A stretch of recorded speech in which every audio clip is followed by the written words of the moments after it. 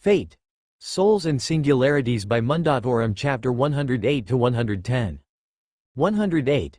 Trial Quest, Scathage. IV Trial Quest, Scathage. IV. Ritska didn't need to look over his shoulder to know that they were still being chased by the giant, whatever the creature was.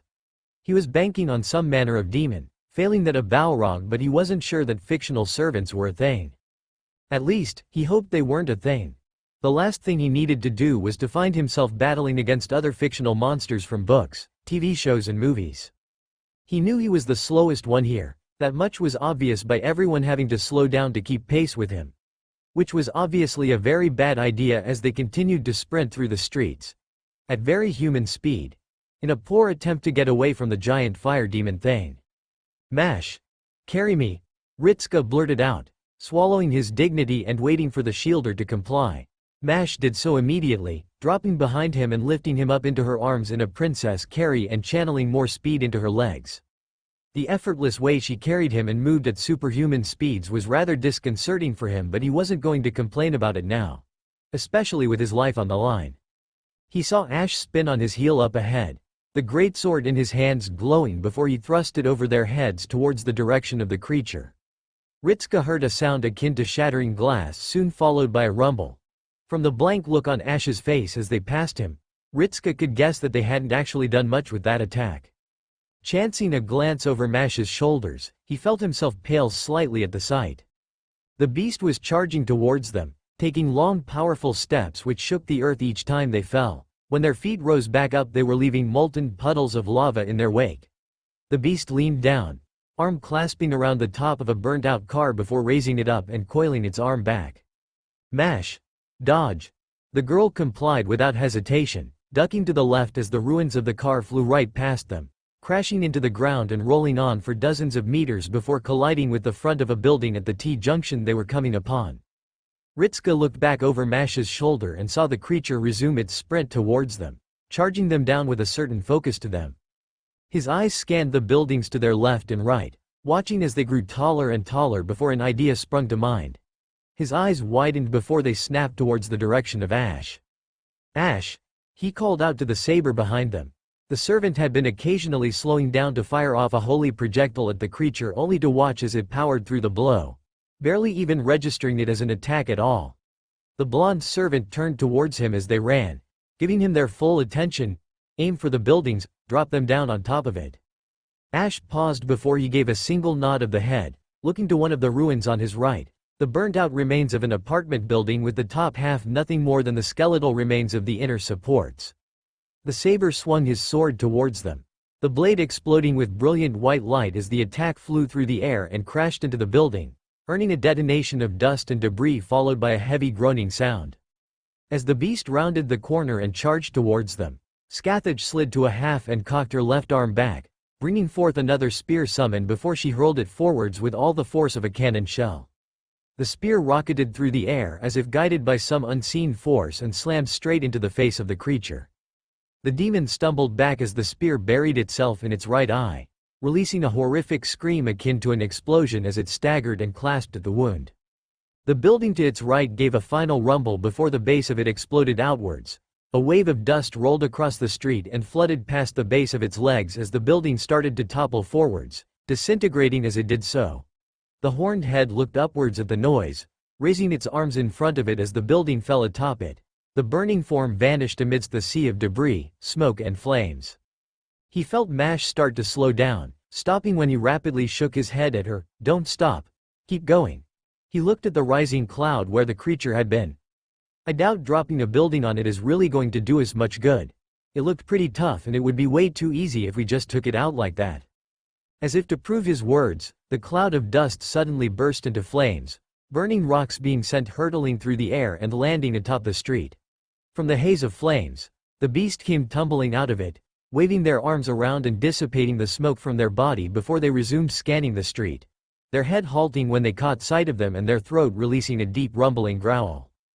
Ritska watched as its left hand came back, flames seemingly coalescing around their palm and shrinking smaller and smaller until they became a bright glowing orb in the center of the hand before they thrust it forwards. Scathach appeared like a blur, hurling several stones through the air before they halted just behind the group and seemingly floated. Runes carved into them glowed brightly before a bright blue field expanded outwards and covered the length of the street, stretching from point to point and supported at regular intervals by a glowing stone. The hand thrusting forwards halted and a stream of white-hot light came bursting from the limb. The beam crossed the distance between them in a heartbeat and slammed into the barrier. The heat must have been intense as Ritska noted the ground just beneath the impact point start to liquefy and shift into a brighter coloration. The beam seemingly intensified, Ritska raising his hand to cover his eyes as the light from the attack grew brighter and brighter until it was shining like a star. Over the roar of the surroundings, he heard the telltale sounds of cracking. The barrier will not hold for long. Skathich's voice was, somehow, calm amidst the sea of chaos. I would recommend you keep moving. She turned away and sprinted off like a blur, the others swiftly behind her as the cracking sound echoed throughout the streets. After a few moments, the sound was replaced by a noise akin to the shattering of glass as the barrier broke. The creature came charging through a moment later. Sliding to a halt, its head swung left and right as it looked for signs of its prey. When it found none, it threw back its head, releasing a roar like an industrial furnace. All right, so, Ritska looked out of the window of the small building they were hiding inside of. Hiding being used in the loosest possible term as what was actually going on was strategizing. At least that was the excuse that Ritska would have gone with if anyone ever asked him. Does anyone have a plan to deal with Durin's bane outside? Who? Ash squinted at him in bemusement, tilting his head to the side ever so slightly. Ritska released a long and weary sigh. I should just stop making references around anyone. No one ever gets them and I look like an idiot, he muttered to himself before shaking his head and throwing a thumb over his shoulder in the direction of the distant roars. Do we have a plan to deal with the fire demon thing? Dropping a building on it barely slowed it down. Skathich was able to throw a spear into its eye. Ash remarked, pointing at the woman in question. So we know it can be injured. A pause. We are now also aware it is capable of ranged attacks. Given its nature as some manner of divine entity, I am also confident it might be susceptible to the abyssal flames in my arsenal. Ritska opened his mouth to reply before he paused, closing it again and nodding his head. Would flames even work against something that is on fire? They worked against the old demon king and the demon princes. Ash stated with certainty, given the strong feeling of power from whatever manner of creature that was, we can assume it works along the same principle. Okay, so weird black flames made of people is an option, so is throwing spears at its face. Ritska raised his fingers as they listed off the plan. I'd recommend getting close for the former though. Less chance of them dodging or intercepting them. He paused. It threw a car at us. It did, yes. Mash nodded her head, furrowing her brows. So whatever the divine spirit is, they have clear intelligence but seem incredibly aggressive. She looked at Ritska and said, I would suggest the servant is a berserker, senpai. So would I? Ritska affirmed to her, then looked back at Ash. Your sword. Was it able to deal damage to them? I did not spend enough time looking to notice. Ash admitted with a slight frown. That being said, I saw the attack strike the skin of the creature. Whether it has some form of protection or is simply absurdly durable is not something I can answer, considering it did not seem to register my attack beyond irritation. The saber ducked his head as the group heard a roar followed by the crashing sound of a building being destroyed. And I would suggest we hurry. I believe it to be searching for us. Naturally. Skathich responded in a calm tone, the woman casually leaning against a wall with her eyes closed. It has decided to mark us as its prey in the same way we have done, attempting to turn us from hunters into the hunted. Her eyes snapped open and her lip twitched upwards. We need only remind this creature of its place. Cool quote, still need a plan. Ritska replied with a strained smile, turning to Gale. Ash says you're old, right? Gale nodded once. Have you ever fought anything like this? The demons of Izalith burned hotter and stood as tall in some cases. Gale responded with an affirmative. Fighting them will require strength and skill. He paused. The joints around the knees and ankles are a priority. Keep it low to the ground and in a position where it cannot use its superior strength. Another pause, rapid movements to ensure it does not focus on one target, keep its attention moving from individual to individual. And that works. Gale remained silent for a half second. It kept us alive against the demons a little longer than usual. Ritska's face indicated that wasn't the response he was hoping for, eventually slumping his shoulders and shaking his head. All right then. Aim for the knees and bring them to the ground, he muttered, cupping his chin and nodding his head. A solid plan. He turned to Scathach. Think you should be able to keep its attention. He paused. You probably can, can't you? Of course. Scathach replied as if it was a simple fact of life, stepping away from the wall. I'm sure I could deal with this creature myself if needs be. I think we've had enough solo acts for the moment. Ritska replied with a wave of the hand. I'd rather have faith in a big team than faith in just one person. He paused. No offense. No, Scathach shook her head. You are a master of many warriors. It would be natural for you to trust in the strength of all those who fight under you. She paused. But individual faith can mean much more than the team as a whole. All right then. Ritska coughed into his hand, turning to Ash, so you can throw some black fire at its knees to try and hurt while we ground it. He paused. Watch out for heat though, that thing looked like it was liquefying the road with every single step, and that's just by walking. To be honest, I'd rather not see what else it can do, but be ready just in case. Understood. Ash nodded his head. A rumbling sound echoed out around them, shaking the very room they were in and causing dust to fall down upon them. The group directed their attention upwards towards the ceiling before they directed their attention to the window, watching as the building at the far end of the street exploded outwards, the giant beast barging through the building as if it utterly failed to register its existence. Throwing their head back, they released another roar before the fires around their body intensified and exploded outwards, unleashing a river of lava from beneath their feet, the burning tsunami rolling down the pavement and causing more fires as it did so. Ritska blinked once at the display. I didn't know it could do that. Neither did I, Senpai. Mash supported with a nod of the head before her eyes became thick with worry. But with all that lava at its feet, how will we get close enough to fight it? The lava is definitely a problem. Ritska muttered out, cupping his chin and nodding his head before sighing. We'll have to think on our feet then. He rolled his neck, cracking it in the process before punching his fist into his palm. All right, let's go slay as a Balrog. You seem rather chipper about this situation. Gale remarked with a hint of curiosity in his voice, drawing the master's attention to the old man. Are you one who enjoys the hunting of powerful foes? I'm pretty neutral on it, all things considered. Ritska replied with a shrug, looking back at the street as the beast continued to stomp around, sweeping its arm through buildings and sending debris hurtling through the air. This is just one of those things. He paused. I'm actually trying to psyche myself up here so I'm not panicking. Is it working? Not as well as I'd like. Only a fool rushes into battle without caution in their body. Gale responded with a sage tone as he walked past the boy to the door. That you feel hesitation at facing such a foe means you are no fool. That is something to relish in. Ah, well, that's all right then. Ritska coughed in response, managing the best smile he possibly could under the conditions before reaching his hands up and slapping his cheeks twice. Right then, Operation Kazad Dum is away. He got blank looks in response. Never mind. He grumbled to himself. He knew for a fact that anyone who watched Lord of the Rings or had read any of the books would have found his references funny. He could at least maintain some form of morale on the imagined laughter. The humoring smile that Mash was giving him would do for now, and truth be told, it wasn't that bad. The beast stomped forwards, just the singular thought of destruction permeated through its mind. Finding those who had dared to cross its sight and then turning them into ash. The beast took a sniff from the air which sounded like a car engine, turning its head left and right in an attempt to track down anything. The scent of fire and smoke was thick in the air, making it nearly impossible to find individual smells within the city. But it could sense them, they were nearby. Nothing could be done to cloak their magical signature, and they were expending mana just by existing. It knew it was closing in on them. Pausing, the beast turned right. For a moment its eyes detected a trace of movement in the corners of its vision. Their entire body soon shifted to bring itself to face that direction, scanning the roofs of the buildings to little effect before it took a huff of annoyance and turned back around.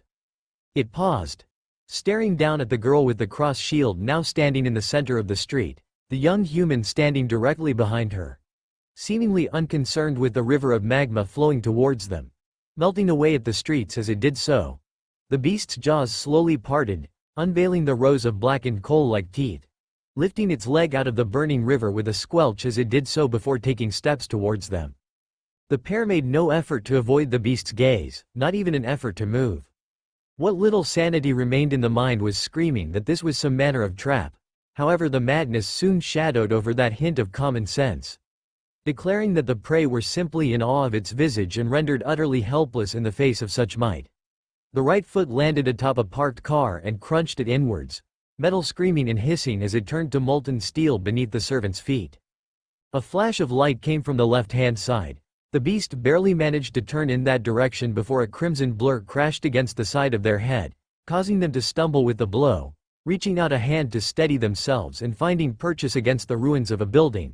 Stone cracked as the hand clenched downwards and fingers easily punctured through the roof.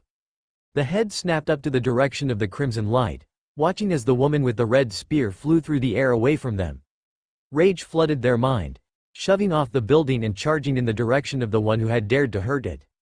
Something impacted the back of its knee, causing it to pause and let out a deep groan in response as it turned around and stared at the small slash in the back of the limb.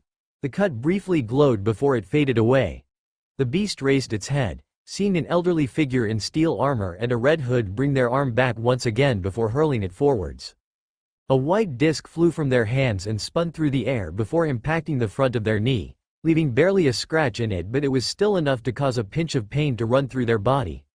They hissed in response, throwing their body towards the old man and bringing their left arm up and swinging it towards him in a sweeping motion.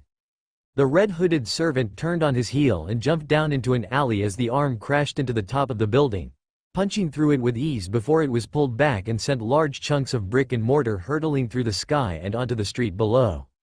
The beast let loose another roar, bringing its right hand back and clenching it into a fist before swinging it downwards through the top of the building. The limb punctured through the roof, the building offering up all the resistance of wet paper as the limb exploded with fire. The building detonated, flames lashing out from it and sending burning hot shrapnel hurtling through the air with no discernible trajectory to them as they fell to the ground. Sweeping the arm forwards as they turned their body, the beast ripped through the entire front of the building, sending more chunks of debris raining down upon the street as it stomped forwards, looming around the side of the alley and glaring at the empty state of it before they snarled. A flash of pain sparked in their left wing. The limb instinctively contracted inwards as a result before the pain subsided. Spinning around, their head flinched as another burning white light struck the side of their cheek, shattering like glass and leaving a faint glowing mark upon their blackened skin for a few seconds before fading away. Glowing eyes locked onto the figure stood at the opposite end of the street, sword pointed towards them and glowing bright white once again as they charged up another projectile before it was aimed downwards. Light rocketed from the sword and through the air in the shape of a crystalline spear before it slammed into its kneecap and splashed over it, once again leaving a bright burning mark and a faint hiss of skin burning before it faded away into a deep red mark on the body. The large horned head slowly turned down to the mark on the limb before raising its head once again. Hunching their body forwards, they charged towards the saber, bounding towards him in several powerful steps and raising both their arms above their head, their hands clenched into fists and flames rushing up their skin towards their fingers and whirled around them. Their arms swung down like a hammer. Just before impact, Ash hurled his left hand forwards and threw a large ball of black flames directly into the face of the beast. The black fire collided with their jaw, the abyssal pyromancy instantly rushing over their face and combating against the divine nature. Ash hurled himself off the building, leaping towards the next one as the arms whirled down, crashing into the structure and destroying it before they flew back to clasp at their burning face. A pained growl emanated from the creature as it stumbled away from the collapsing building and swayed on its feet as its hands desperately tried to put out the flames. Pain flashed through the back of their legs when something impacted them, causing them to stumble forwards through the ruins of the building. Scathach watched with a dispassionate gaze as the creature staggered into the ruins of the structure. Half a dozen of her spears were buried in the back of its legs, no doubt hampering its movement ever so slightly. Both of its arms raised up, shoving against the building and staggering back, swinging its entire body around and instantly locking onto her. The right side of its face was a mess. Sections of its jaw had been scorched the darkest of blacks which stood out even with its charcoal-colored skin. The beast, rather than charge her, opted to raise its right hand before it thrust the limb downwards into the river of lava at its feet. The lancer narrowed her eyes at the movement and tensed herself for a sudden movement, preparing in case the creature hurled the lava towards her. Instead, the hand slowly raised from the burning liquid, clenched around into a fist and sweeping the limb high into the sky.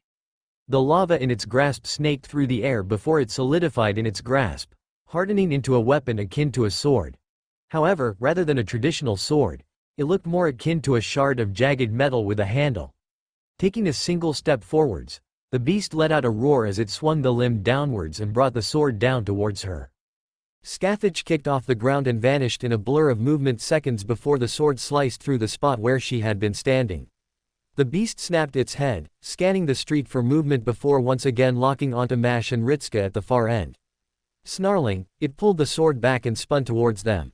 Charging down towards the pair as they turned around, Mash took Ritska into her arms and ran away.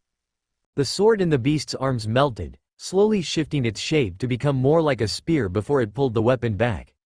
Its eyes narrowed as it tensed itself before making to hurl the weapon forwards. Gale leapt from the nearby building, reaching towards the leftmost horn and grabbing it, bringing his full weight to bear on the appendage and causing the head to swinging downwards as a result, jerking the body to the side and causing the spear to leave the servant's hand at an awkward angle, and hurtle over the heads of the retreating pair. Swinging his body upwards, Gale released the horn and passed just in front of the face of the berserker, slashing his sword downwards and cutting through the left eye as he passed. Berserker released a howl of rage, stumbling back and clasping the wound as molten liquid poured down its face and dripped into the river at their feet. Landing atop the building at the end of the street, Gale rolled before spinning around and throwing another disc of light towards the berserker, not sticking around long enough to see if it hit before he had already resumed a run away from them, leaping from the building and back onto street level. The jaw opened up on berserker, a stream of fire came pouring forth from the maw and incinerated the building Gale had been standing on, still ongoing as it turned its head and soon bathed the street in the tsunami of flames in an attempt to catch anyone with the attack. The jaw snapped shut, the flames soon diminishing and the berserker narrowed their eyes at the lack of bodies. Berserker charged forwards, head swinging left and right as they attempted to find any sign of movement.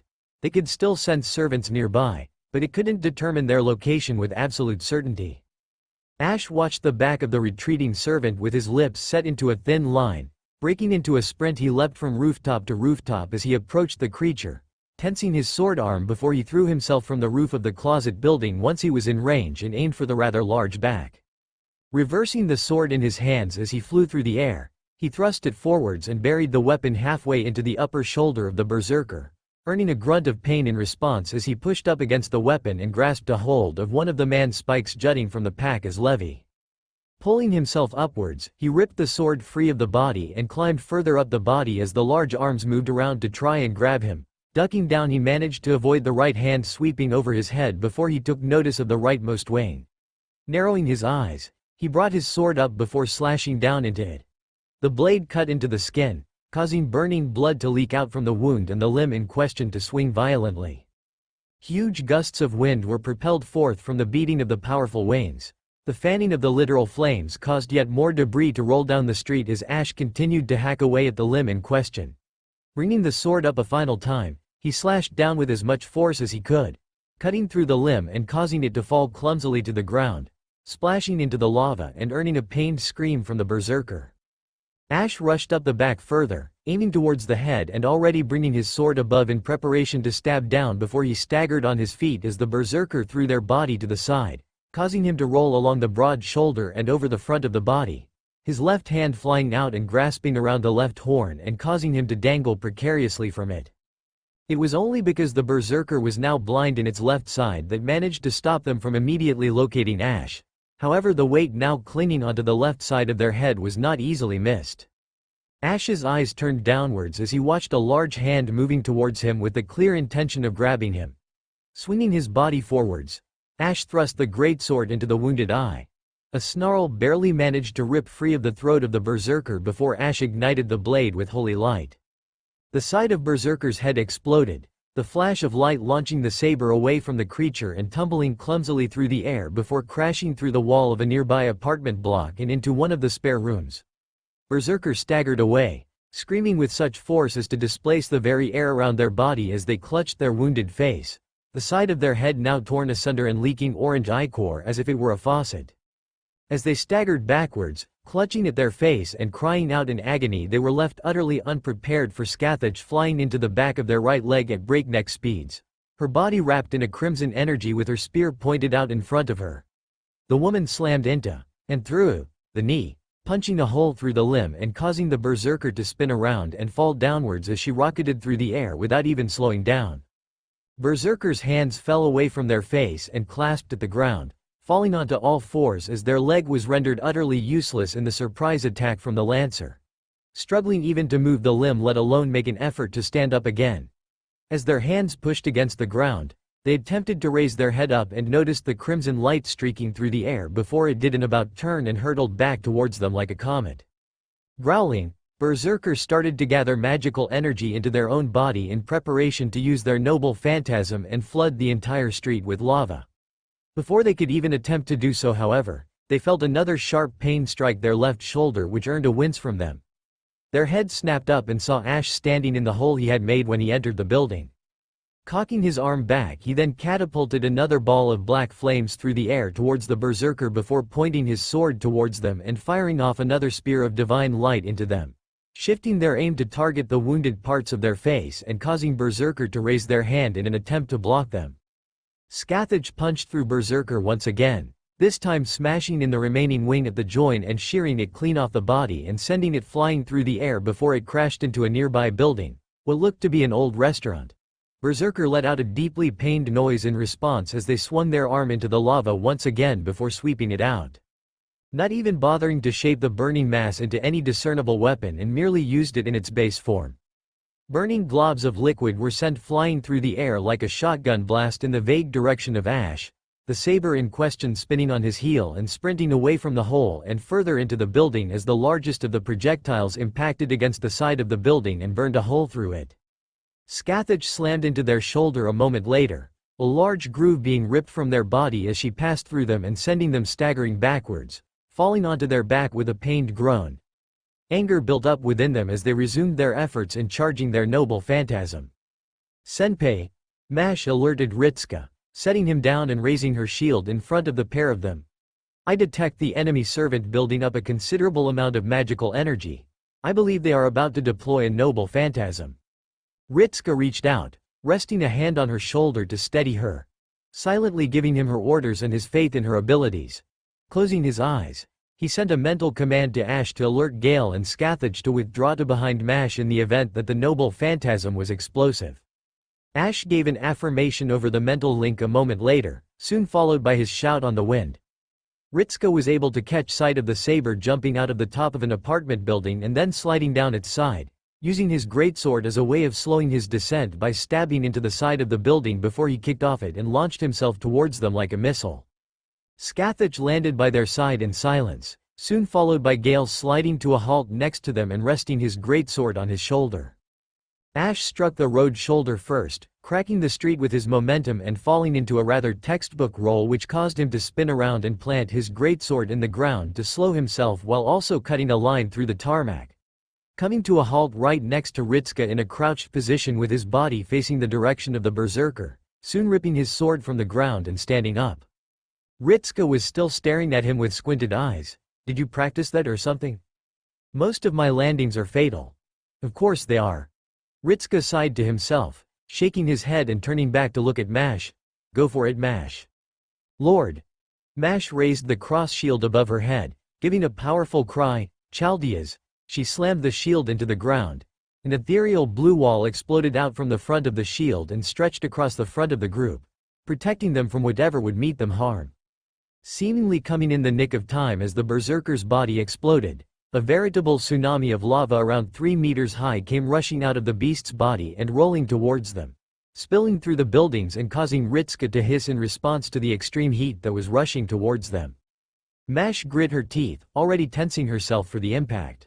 The lava crashed into Lord Chaldeas, buffeting against the sudden blockade and slowly beginning to pile high. Mash could already feel sweat building up on her brow as the temperature suddenly skyrocketed. Even without being under the immediate effects of being swamped in lava, there was still the extreme heat that it produced.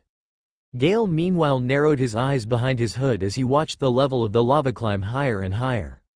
"We will soon be overrun," he grimly informed the group, watching as the lava was already finding purchase in the buildings to the left and right of them and beginning to spill through. "We will be encircled soon enough." Ritsuka's eyes darted left and right in response, his lips working into a grim line as he wiped his sleeve over his forehead. We need to take out Berserker quickly then and cut off this flow of lava. He clenched his left hand and looked down at his fist before he turned to Ash. Can you activate your noble phantasm? He asked, looking pointedly at the sword. Ash pursed his lips. I would be left on considerably low magical energy afterwards, but yes. A command seal then. Rituska raised his hand towards Ash. By the power of my command seal. Ash, use Galvatine at its strongest and destroy Berserker. The seal flashed. Ash instantly felt power swarming into his body as a result before he gave a nod of the head. If it is your command, I will reduce Berserker to dust. That said, he turned on his heel and rocketed away from the shield and towards the nearest building, climbing up and charging further towards the Berserker, ignoring the rising temperatures as he did so. Using a command seal, Scathach mused with a tilt of the head, risky, given how precious they are.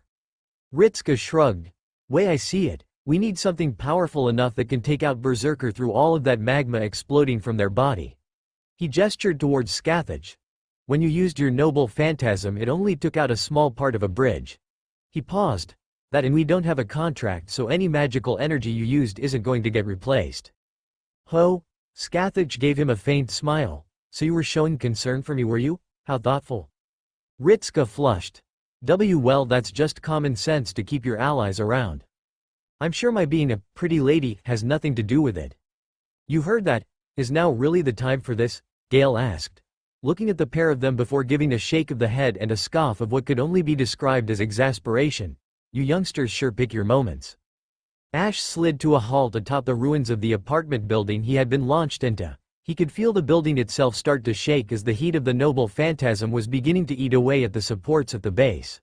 Feeling the command seal rushing through his body, Ash raised Galvatine in front of him and swept his hand across the flat of the blade, coating it in a bright light before he twisted his body and angled it so the weapon would thrust downwards.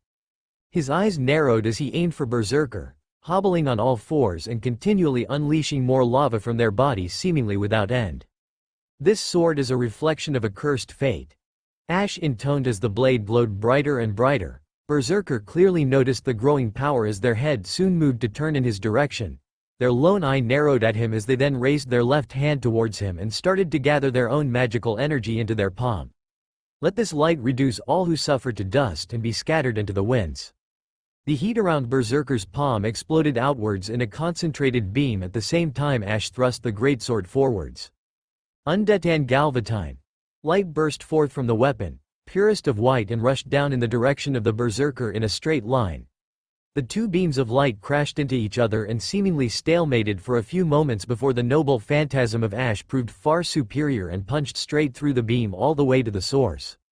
The divine light crashed into Berserker, striking the palm of the hand and shredding it into non-existence before it carried on further into the servant themselves and struck them dead in the center of the chest at an angle before punching a hole through their body. Berserker let out a final gasping roar as glowing white cracks spread across their body originating from the point of impact. The light intensified further, all but consuming the Berserker before it exploded outwards in a ball of divine powers. This time it did consume the whole of Berserker's form and spread across the nearby lava and buildings. The ongoing wave of light called the lava to roll away and shredded through any of the nearby structures as it destroyed the servant. The light died down and faded from the greatsword. Ash stumbled slightly as he felt the building give way. A single jolt went through the structure before it released a deep rumbling sound and began to fall inwards. Ash kicked off the building and leapt through the air, passing over the river of lava left over from the Berserker and crossing the street before landing atop another building and falling into a far less graceful roll, utterly failing to stick the landing and hitting the ground face first and bouncing twice before coming to a halt. He lifted his head off the ground, shaking it twice before stumbling to his feet and staring at the slight trail of destruction he had left in his landing in the form of cracked bricks and small valley in the roof. Ash's lips drew themselves into thin lines. It would appear he would still need to work on the landing part when it came to jumping from things. Turning his head further down the main street, he could see that the tide of lava had managed to stem itself, however what remained was still ongoing when it came to such things. Shifting his body, he turned fully in that direction and leapt from the building onto the one closest to him. He could tell that his magical reserves were low but not nearly as low as they would have been had it not been for the command seal. That much he was thankful for. As he closed in on the location of the others, he was able to get a clearer look at the group, still huddled behind Mash's shield as the lava was settled in front of them. A moment later, Ash watched as a series of runes manifested in the air before they exploded outwards and fell upon the lava, causing it to hiss as ice-cold winds rushed over them and started to solidify it. Ash slid to a halt atop the nearest building. A brief wince passed through his body and he raised his hand to shield his face as some of the stray winds struck his body. He could feel the surface of his armor and skin around his face start to harden as a thin layer of ice formed atop him. His hand clenched, shattering the ice as he jumped out of the small blizzard and threw the air back towards the others. His knees bent as he impacted the ground. The road cracked beneath his feet before he straightened himself out, facing the group in front of him before he nodded at Ritska. Enemy servant has been destroyed. We saw. Ritska nodded back before raising his hand and giving a thumbs up. Nice work, Ash. Ash stared at him blankly, giving a single blink before he gave another nod of affirmation. Yes, yes, Scathach waved her hand, dismissing the formation of runes that had appeared in front of Mash's shield.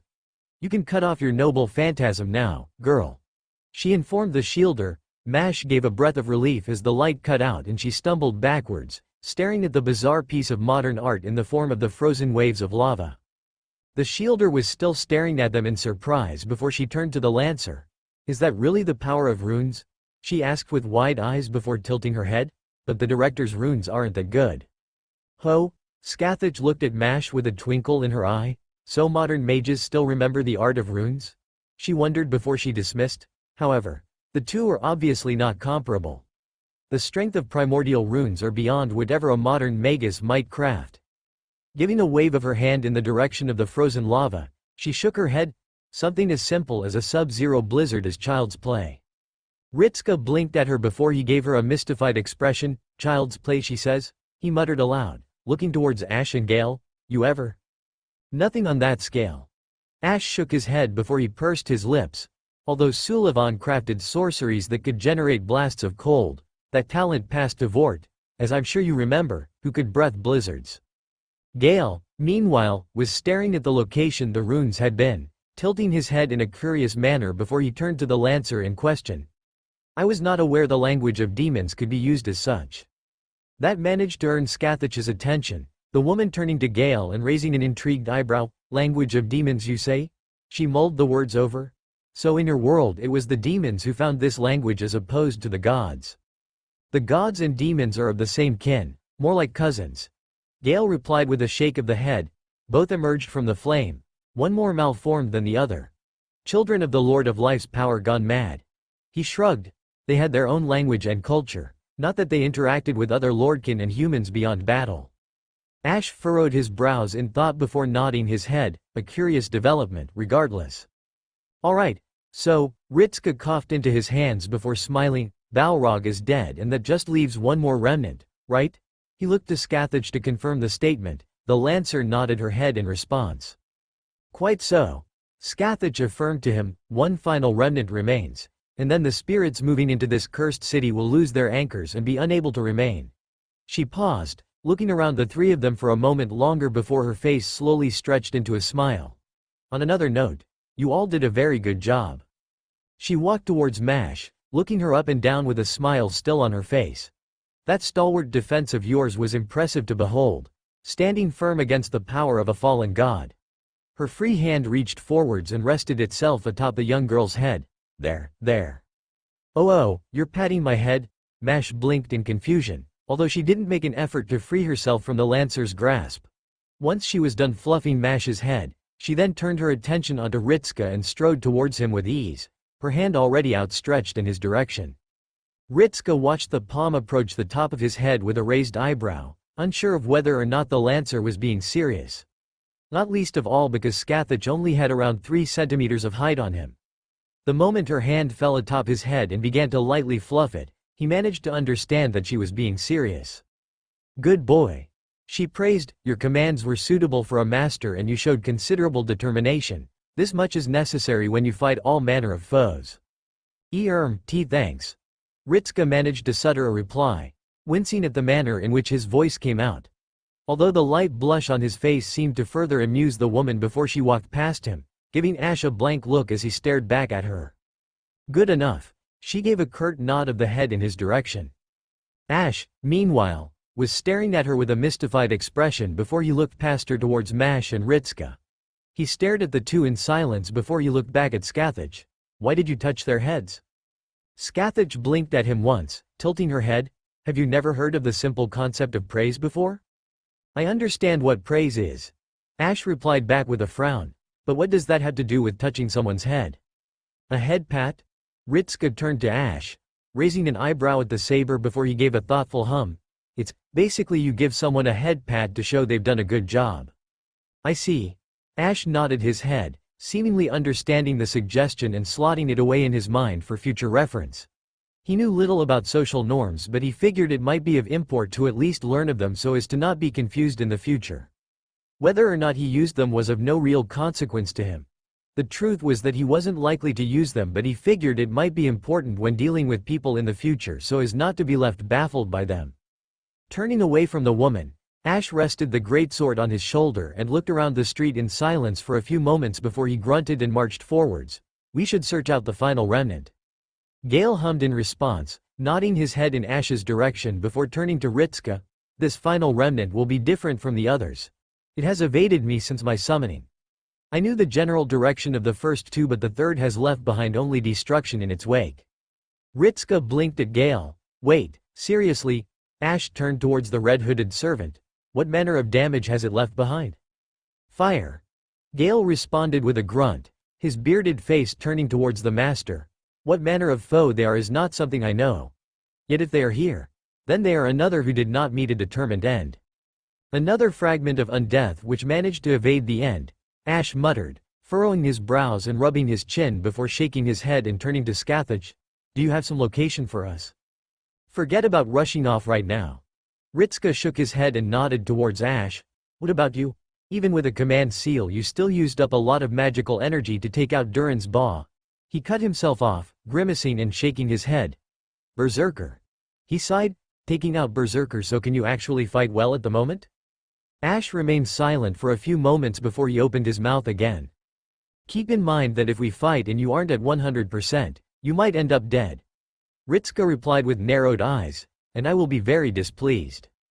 He closed his mouth, his eyes flickered to the side for a few moments before he looked back towards the master. No, I am relatively low on magical energy.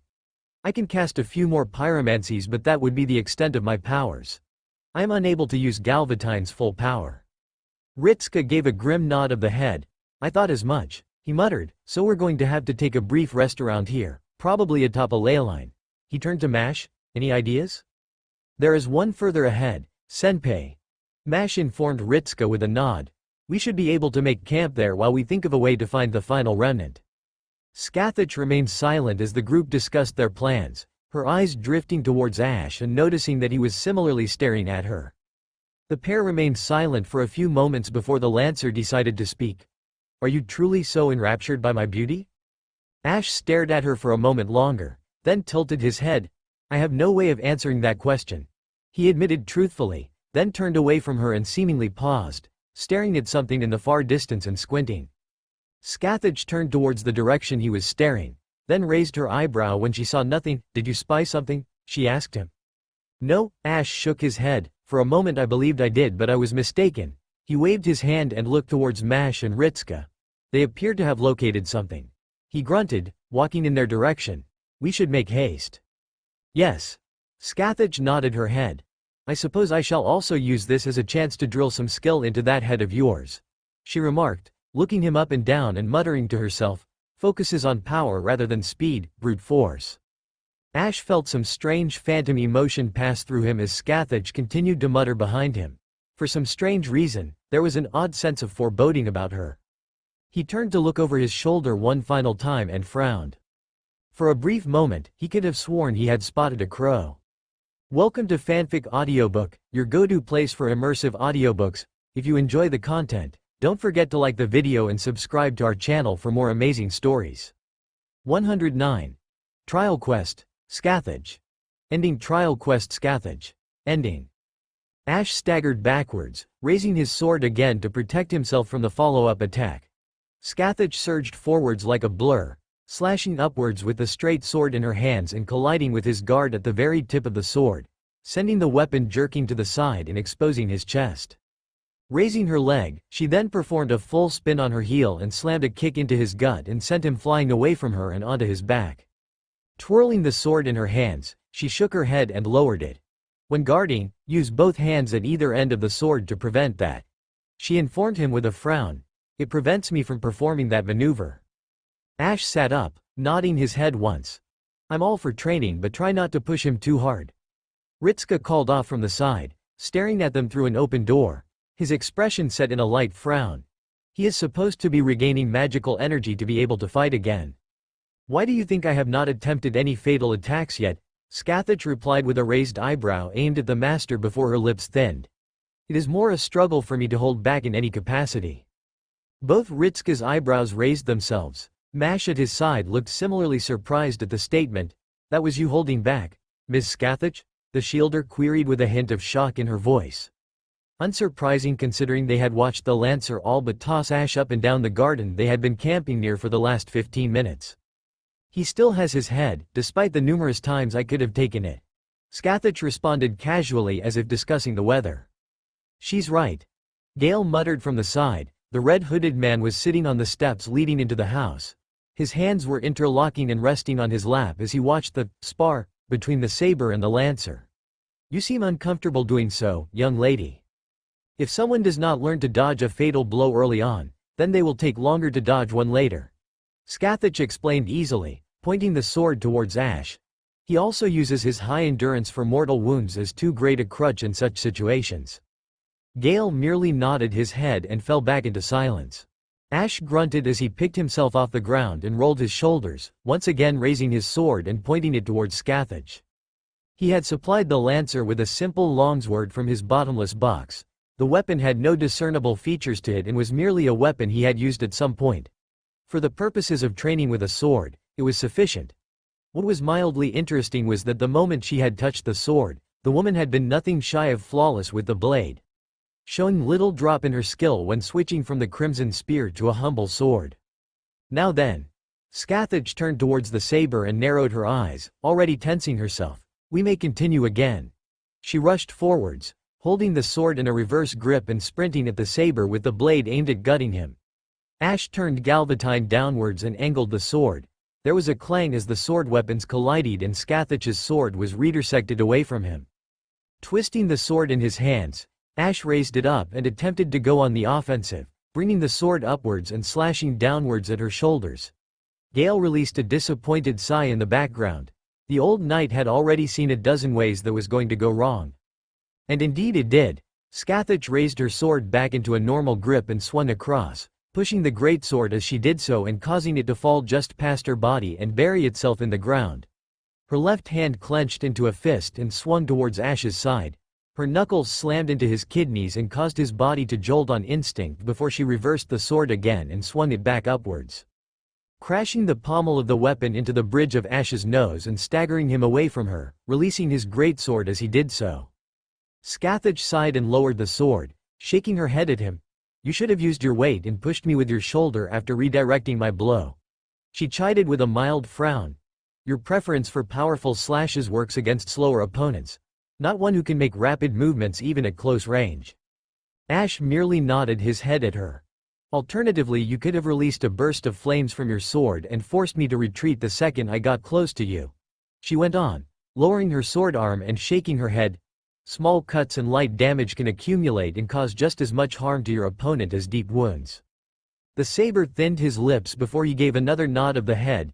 Most opponents I fought would ignore small wounds with ease. It was necessary to expend. I don't care. Scathach cut him off sharply. Ash's jaw snapped shut. You are no longer fighting lumbering fools or the distracted. You are fighting warriors who have spent years honing their skills. She raised her sword and pointed past him towards Gale. Do you believe you could beat him? As he is now? No, Ash shook his head. Defeating his berserk self was only done in the past because his mind was clouded and his body was falling apart. Scathach nodded her head and lowered her sword. And why do you believe you cannot best him now? Because he is more skilled than I. And how did he get so skilled? Ash furrowed his brows slightly, wondering if the woman was genuinely asking these questions because she didn't know or to check if he knew, because he is old. Gale looked at the saber at the last remark, then reached up and stroked his long graying beard for a few moments. Eventually he released an amused huff and shook his head slightly.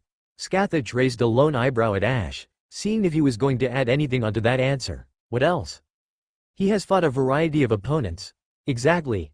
Scathach nodded her head. Warriors who train themselves to fight only one form of foe are woefully unprepared when they find themselves dealing with another. She nodded towards him. You have fought many opponents, but you approached them all with the same strategy simply because it worked, thus saw no need to better yourself. This will not stand for any self-respecting servant. Mash raised her hand in the background. Ms. Scathach? Yes. Scathach looked past him towards the shielder, giving permission for her to ask the question.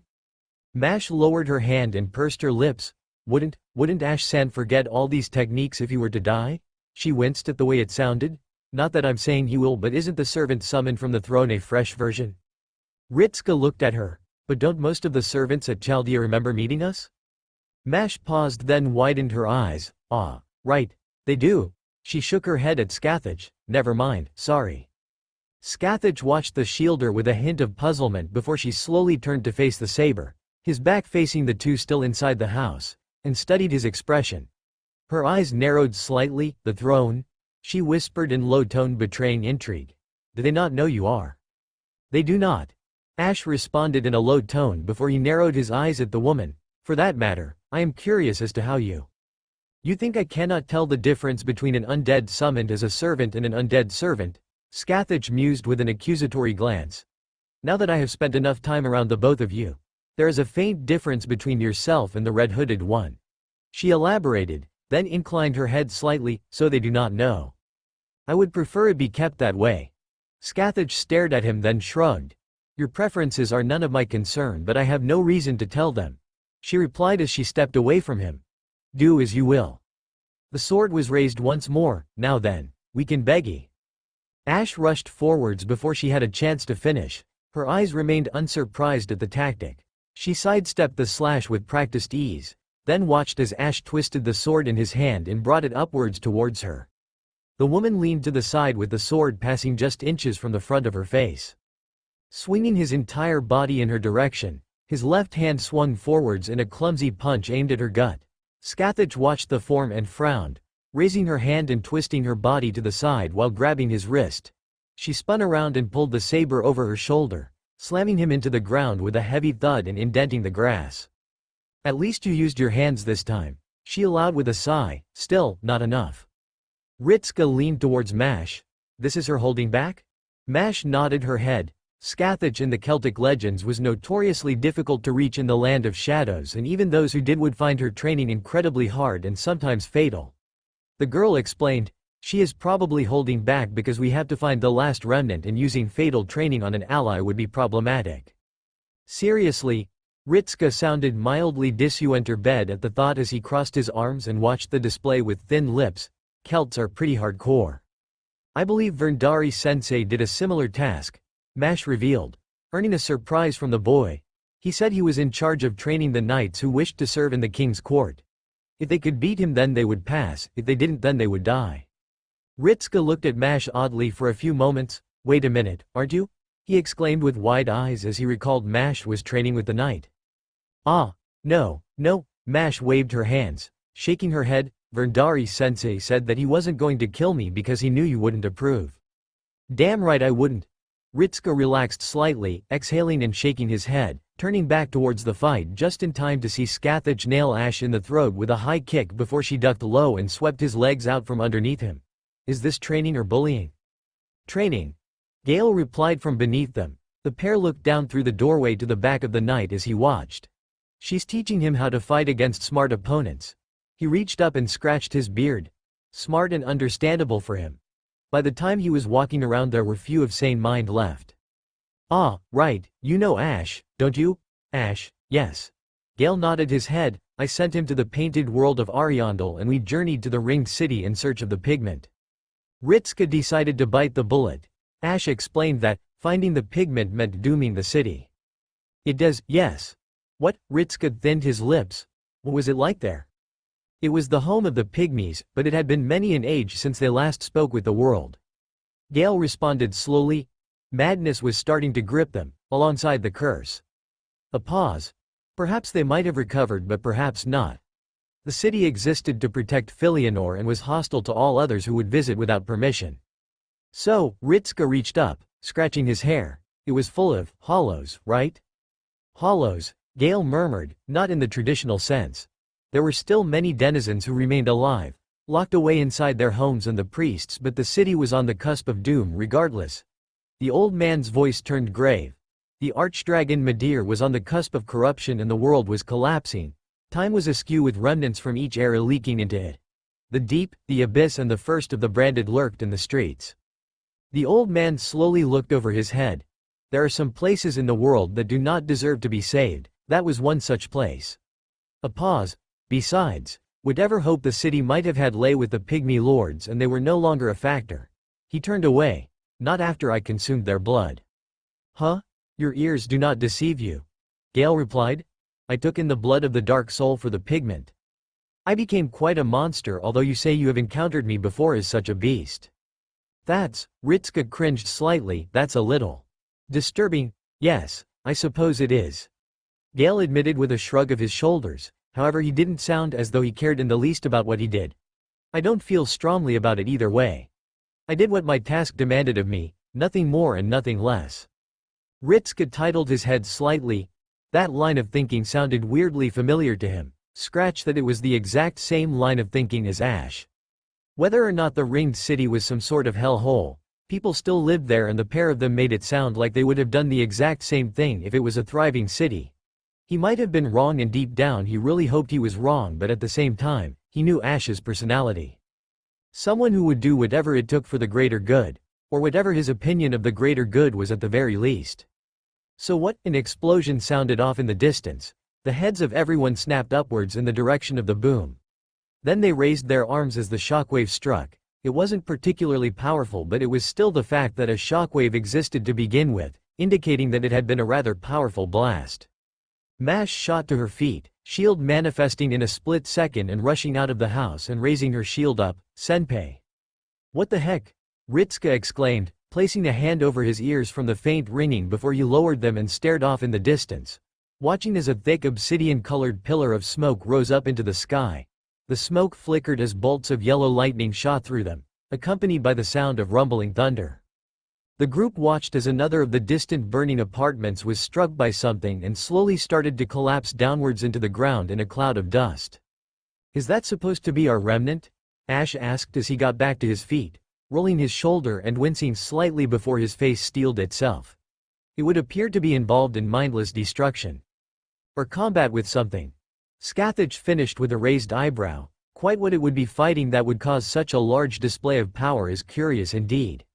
The woman passed the sword back to Ash, the saber catching the weapon wordlessly and depositing it back inside his bottomless box, then hefted Galvatine back over his shoulder. Ash, how capable are you? Ritska asked, looking towards the saber with a slightly pensive look. Ash turned towards him and nodded once. I will be able to deploy my noble phantasm once without the risk of running out of magical energy, but no more than that. Ash replied easily. I can use a few pyromancies, but depending on our opponent, they may or may not have magic resistance. Gale unsheathed his greatsword, shifting the weapon in his hand. Whether or not your spells have any effect is not something we shall know until we arrive. The old man stated as he then turned to Ritska. We have a location and no knowing how long our quarry will remain there. I suggest haste. Ritska stared at Ash for a moment longer before he nodded his head once. You're probably right. He stated after a few moments, then turned to face the others. Let's get going then and put this last remnant down so we can leave. He gestured at Scathach and Gale respectively. You said that this last one was hiding away from you, right? So that means it's smart? Unless it is too. Gale added on with a frown. Ritska blinked at him. Too? Yes. The old man nodded his head. The undead around the city have been cleared out at a surprising rate, but the young lady suggested that there was a remnant that hid from even her senses, and yet I was tracking a trail of flame and destruction. What? So we have two remnants that might have run into each other? Ritska suggested with a frown. Does that mean they're fighting each other right now? He paused before looking at Scathach. Can they do that? Scathach stared blankly at him. I am no expert on the behavior of remnants. They are merely the remnants of a being that has been unable to move on. Perhaps lingering emotions or perhaps a forgotten part of a legend. Whatever feelings that drive them differ depending on the remnant themselves. So we've either got one who goes stealthy until they attack or we've got two. Ritska muttered, shaking his head and placing his hands on his hips. That sounds just about right for us, doesn't it? He directed the question towards Mash with a half smile on his lips. I hope you aren't losing heart so close to the end of our goal. Scathach remarked with narrowed eyes. That would be rather unfitting for any self-respecting master. Losing heart? Ritska tilted his head before he chuckled and dismissed the notion. Not me. Just appreciating that this is gonna take a little longer is all. He paused as he realized something. Actually, if we do have two remnants and they are fighting, then that means we might have an easier time of it. How do you figure? Well, surely the winner is going to be pretty hurt after all that, right? One would imagine. Gale agreed with a nod of the head before turning to the young man. But wounded prey is deadly, and can be deadlier still than those of sound health. Their injuries make them erratic, desperate and without caution as to suffering more. The old man explained before he released a weary sigh.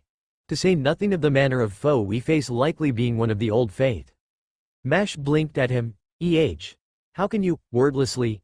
Gale raised his sword and pointed in the direction of the tower of black smoke and distant rumblings. Flashes of gold lightning streaked through the air every few seconds before being accompanied by another growl of thunder. Ash was the first to understand, drawing his lips into thin lines. Miracles. The saber remarked with a grim face, and powerful as well, it seems. Either a cleric of great renown, or one of the gods. Ah, Scathach made a noise before her eyes positively shone with excitement. The chance to battle with a divine spirit from another world? She muttered with a predatory smile as she twirled the crimson spear in her hands. Ritska did a double take. Wasn't that Balrog a divine spirit as well? This is different. Scathach dismissed it easily. This one has the potential to be a true fight of skill. She waved her spear. I can tell even from this distance that the one who casts those bolts has great power within them. Whomever they were before death, they were one of high rank. As if to signify her point, one of the largest bolts of lightning yet shot straight down onto the distant spot, splitting through the pillar of smoke and causing a bright flash of light to be accompanied by another explosion. This one rather large and caused the master to momentarily squint his eyes due to the intensity of it. See? Scathach planted her spear into the ground. I should hope they are not too wounded by the time we arrive. It would make it much more thrilling. 4 pairs of eyes directed themselves towards the woman, all of them containing no small sense of bewilderment at the fact she was so fired up. Youngsters. Gale grunted, shaking his head, always thrill-seeking. Scathach looked over her shoulder at the older man. It is simply that a stronger foe yields stronger results for training. Red eyes flickered past Gale and towards Ritska and Mash. That being said, this does not mean I shall take up the entire task myself. Do not expect further courtesy from me. Take care of yourselves. I would not wish to greet Satanta and had to tell him of your deaths. Ritska gave a single silent nod towards her. Mash looked similarly determined and spoke. Don't worry, Miss Scathach, we're prepared. Excellent. Scathach's grin was razor sharp. Then let us be on our way. As the group walked through the streets, their eyes were drawn to their surroundings. Visible signs of battle were all around them. Shattered buildings, parts of the road scorched black by electricity and deep slashes carved through it. I guess that means that the remnant was fighting something. Ritska idly commented as he found himself staring at the remains of the front entrance of an office block. The entire front section of it lay in the streets, looking as though something had flown through it. He leaned to the side slightly and inclined his head to see that there was a hole running straight through the building and out the back of it, indicating that something had been thrown through the entire floor. And it was a struggle.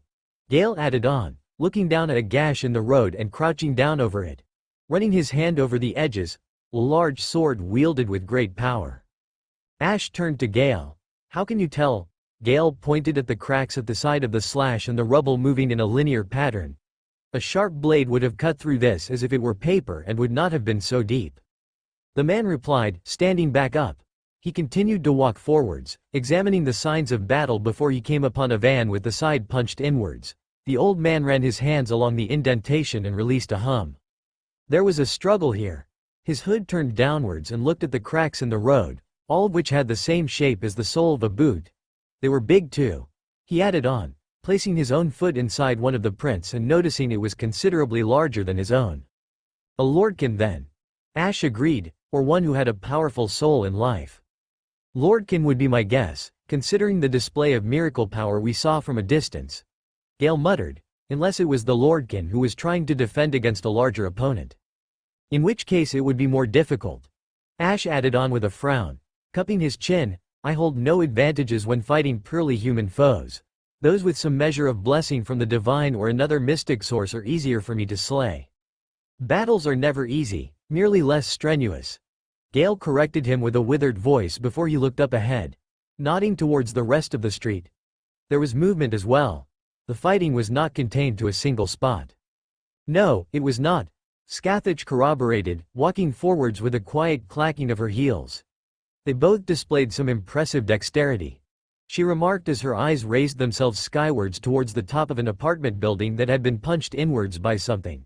And the destruction was rather widespread. It would appear they were fighting with reckless abandon.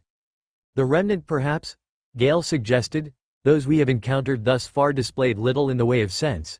Even the goddess I fought before finding you was little more than a force of destruction. He paused for a moment as he turned to Ritska. There was skill, yes, but a sign of true intelligence? Not as such. So, going through the motions? Ritska suggested with a frown, that sort of thing? Hollows act much the same. Gale affirmed, and these remnants might work in much the same way. Directing his attention back towards the carnage, he let out a curious hum as he scratched his beard. And yet I cannot help but feel as though we are missing something here. Some vital clue as to the identity of our prey. We probably won't find out any more standing here. Ritska started to walk forwards, his lips set in a determined line. We should probably keep going and see if we can run into them. I concur. Ash nodded his head. We have determined some of the capabilities of our foe and that there was more than one present here. However, I find that it is always best to learn about an opponent through combat directly. That is when you are afforded the luxury of being unable to die to them. Gale chided the saber, turning his head to stare at him. And to be surprised at a crucial moment can be the difference between life and death. The latter would do us little good here. True. Scathach hummed before she sent a wry smirk in the direction of the group. But I am feeling rather motivated now and there is little more we can discern that we have not already seen. Therefore I would. The woman stilled. Her pupils contracted into slits before her head snapped around forwards. Ritska noticed the other servants similarly tense themselves. Mash rushed to stand protectively in front of him. A servant approaches, Senpei. Mash informed him. Her voice sounded somewhat strained, and they feel powerful, much more so than the other remnants. Ritska frowned at her words and looked in the same direction that all the others were glaring at. Scathach's spear started to shine with crimson light at the same time Ash's sword burst into flames and Gale unsheathed his greatsword, pulling out his repeating crossbow as well. The building ahead of them exploded outwards in a ball of flame, a figure flying out of it and crashing into the street, halting their movements by stabbing a flaming sword into the ground and sliding to a halt. Their heads snapped up and the group got a decent look at them. Their skin was a sickly gray and rather thin. Even from a distance Ritska could tell their face was gaunt, almost skeletal-like with hollow ports where their eyes would have been. A long matted white beard hung down from their chin and neck, extending towards their navel while their actual hair was of a similar color and equally unkempt. Atop their head looked to be a crown with long spokes jutting upwards, however the metal was warped as if it had been exposed to extreme heat. Their clothes were more akin to a royal gown, dark coloration with large sleeves that only extended to the elbows and held ample room for the fabric to hang downwards. The shoulders were furred and covered in a light dust. There were golden bracelets running around both of their wrists as well. The figure picked themselves up, holding their sword towards ruins of the building as another being stormed through. This one couldn't have looked more different than the first. Their armor was bright, a golden shine which held an almost glowing reflection to it. Their armor was bulky and body covering. Their head was hidden behind a head covering helm. The faceplate was in the shape of a diamond with 3 spokes jutting from the top of it and curving backwards slightly. From around their shoulders clung a long white cape which didn't have a speck of grime upon it despite the fact they had just walked through an inferno. Now that Ritska looked closely, he could see that the armor held not a scratch upon it, nor even a smudge of filth. Around their waist was another cape which dangled down to their shins. This one of a similar white color but this time with a pattern embroidered into it. This one in the shape of a golden rain. The servant was also tall, easily standing ahead over Havel, and Ritska was sure they could have given Heracles a run for their money in the height department, to say nothing of the weapons they were carrying. In their right hand was a wide-brimmed, double-edged golden sword with a silver handle. The pommel was once again decorated with the same golden circle in it. In their left hand was an arrow-head-shaped tower shield. Without showing even the slightest hint of fear, the golden armored knight marched forwards and deftly ducked out of the way when the burning figure struck towards them. Crouching down, they thrust their tower shield into the first figure's side and staggered them, then swung their sword upwards, moving in from the opposite direction, and slashed across their chest.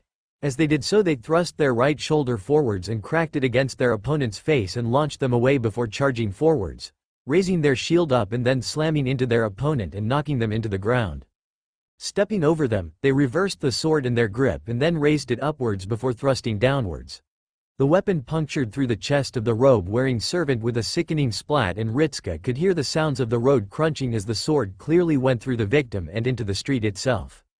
The knight twisted the blade before ripping it free, stepping back and watching the robed man start to sputter before they slumped, life leaving their body and their forms slowly dissipating away into golden motes of light. "And whom is it that approaches a god with such confidence?" the knight asked, not looking at them and still staring down at the place where the robed man had been not a moment ago. The head of the knight slowly raised itself and turned in their direction. Ritska found himself rooted on the spot by the intensity of the servant, seemingly glaring at all of them. What business do humans and undead have here? They paused, turning their body to fully face them. "And why does the blood of the gods stain thy hands?" the knight asked, stepping forwards and looking at them expectantly. "Speak, defendants." Ritska blinked at the wording and leaned close to Mash. "Defendants?" Mash looked similarly confused. I did not grant permission for you to consult amongst yourselves." The knight spoke in an imperious voice as they stepped forwards. "I ask again. You stand accused of slaying the divine, how do you plead?" "Ho?" Scathach tilted her head back in an amused way. "Did you not just slay a divine spirit yourself?"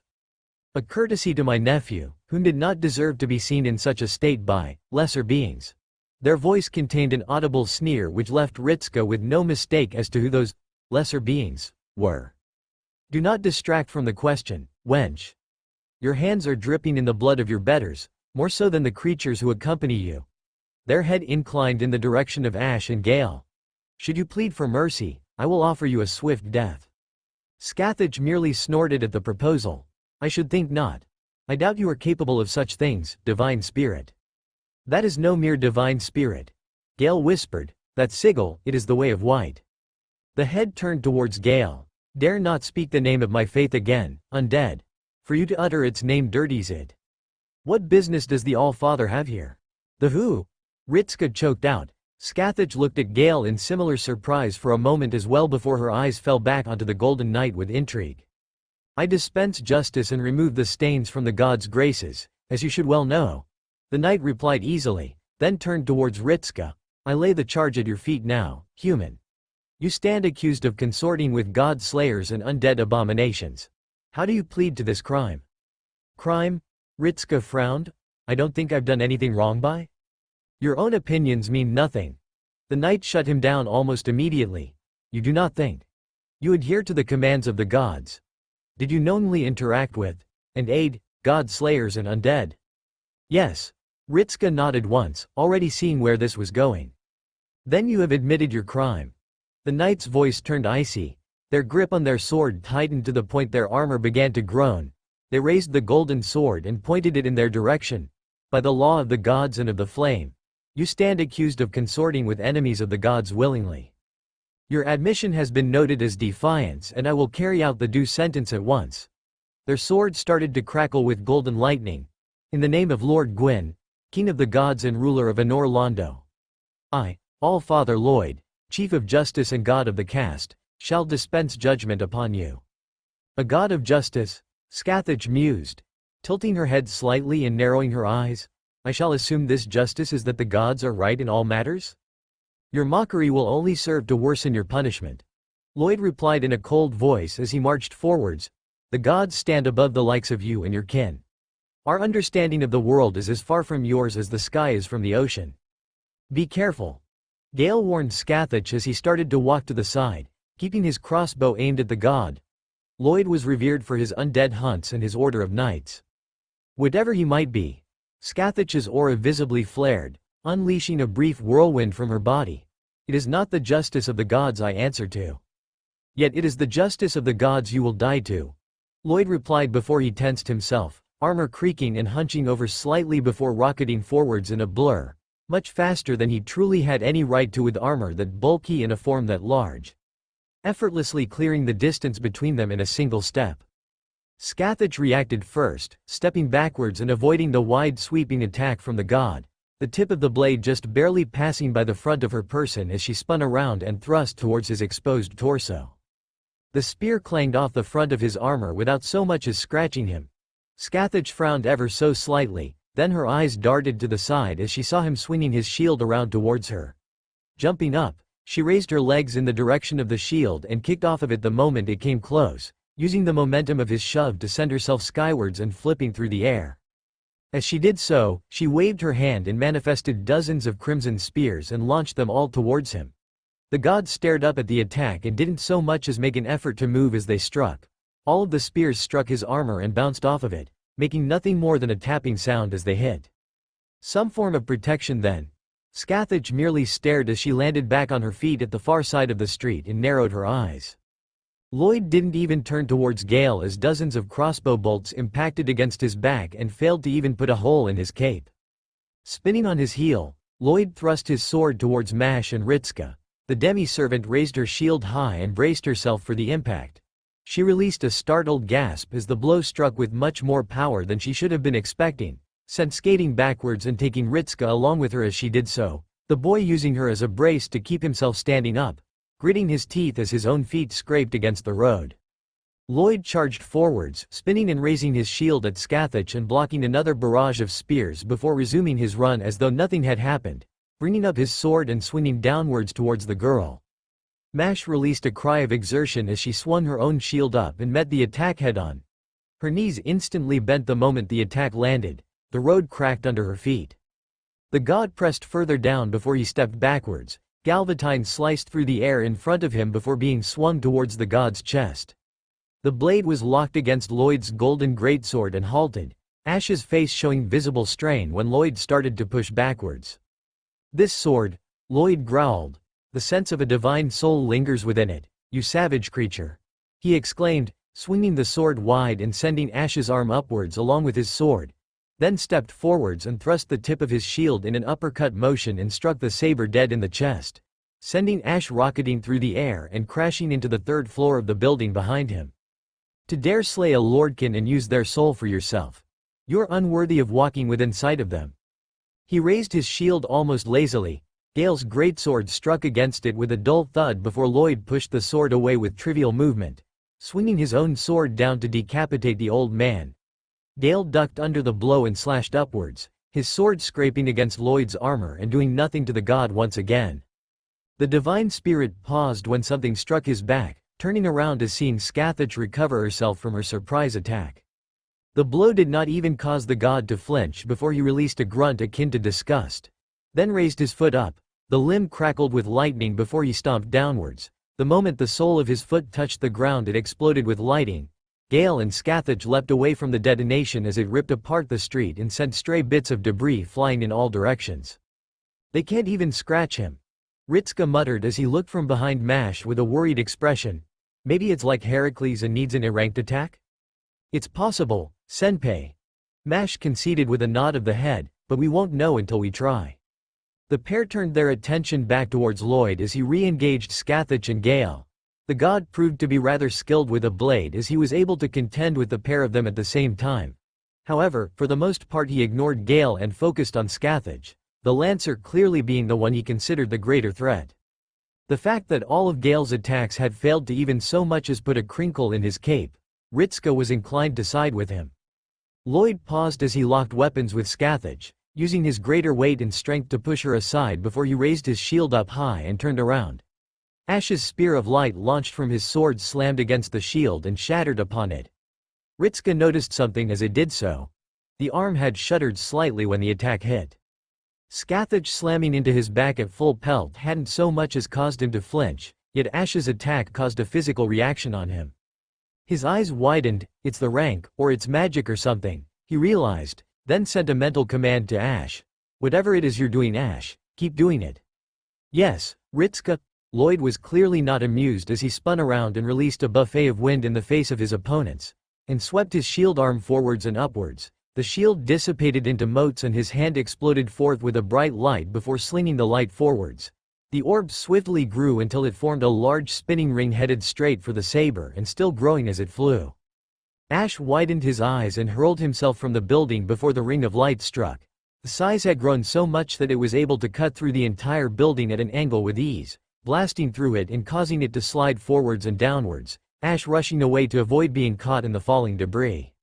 Lloyd raised his sword, blocking Scathach's attack and countering her with a slash. The woman ducked underneath it and flipped around as she avoided the follow-up attacks, raising her spear and blocking the downward slash and visibly straining as he slammed down against her with as much force as he could.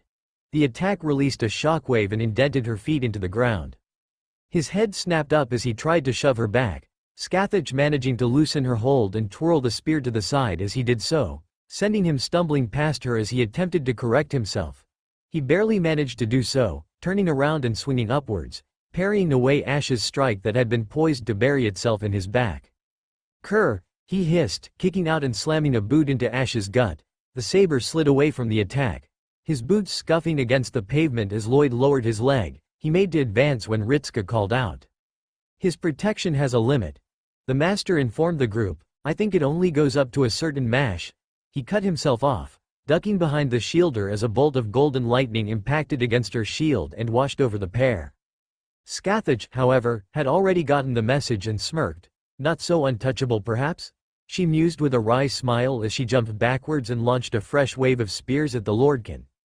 Lloyd tanked the blows with ease as he turned his attention to Ash as the saber moved in. He slashed down towards the saber and then stepped back when Ash slid underneath the blow and retaliated by trying to cut at his ankles.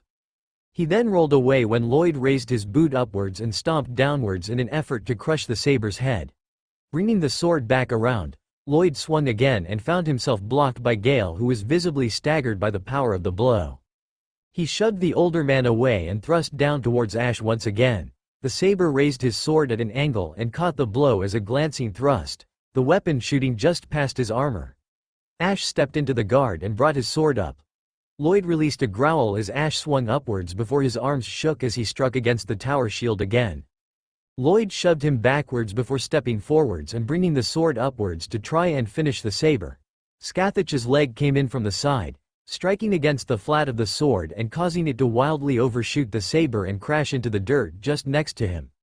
Ash took advantage of the opening and swung his sword upwards, aiming for the gap between the armor plates at the elbow. Lloyd attempted to bring his arm back to cover himself before Gale stamped down on his sword. It didn't hold him for long as he soon threw the man off his weapon. However, it held him long enough. Ash's sword managed to barely cut in between the armor plates, causing a drop of blood to spray forth from the wounds and for Lloyd to stumble away from him. There was visible shine about Lloyd's armor that seemed to dim ever so slightly. The Lordkin released a noise that could only be described as guttural rage before he swung his sword forwards again. Ash raised his sword and managed to block the strike, noting that the attack was slightly weaker than before. However, that did not mean Lloyd didn't outclass him in strength, that much was clear. As Ash stumbled backwards, Lloyd raised his shield to the side once again and visibly swayed when Scathach slammed into it in another charge, his arm flinching slightly from the attack before the lancer kicked off and flipped through the air. Ash pushed the sword to the side and moved in close, swinging his shoulder forwards and slamming it into Lloyd's gut like a battering ram. The taller servant took a single step backwards from the blow before he swung his knee upwards towards Ash. The saber raised the flat of his sword and blocked the attack as best he could, the knee lifting him upwards and carrying him backwards before landing back on his feet. Lloyd's sword exploded with miracle power as he swung it upwards, releasing a small wave of power through the street and towards Scathach. The woman kicked off to the side as the vertical arc of power cut through the air and crashed into the building behind her before exploding outwards.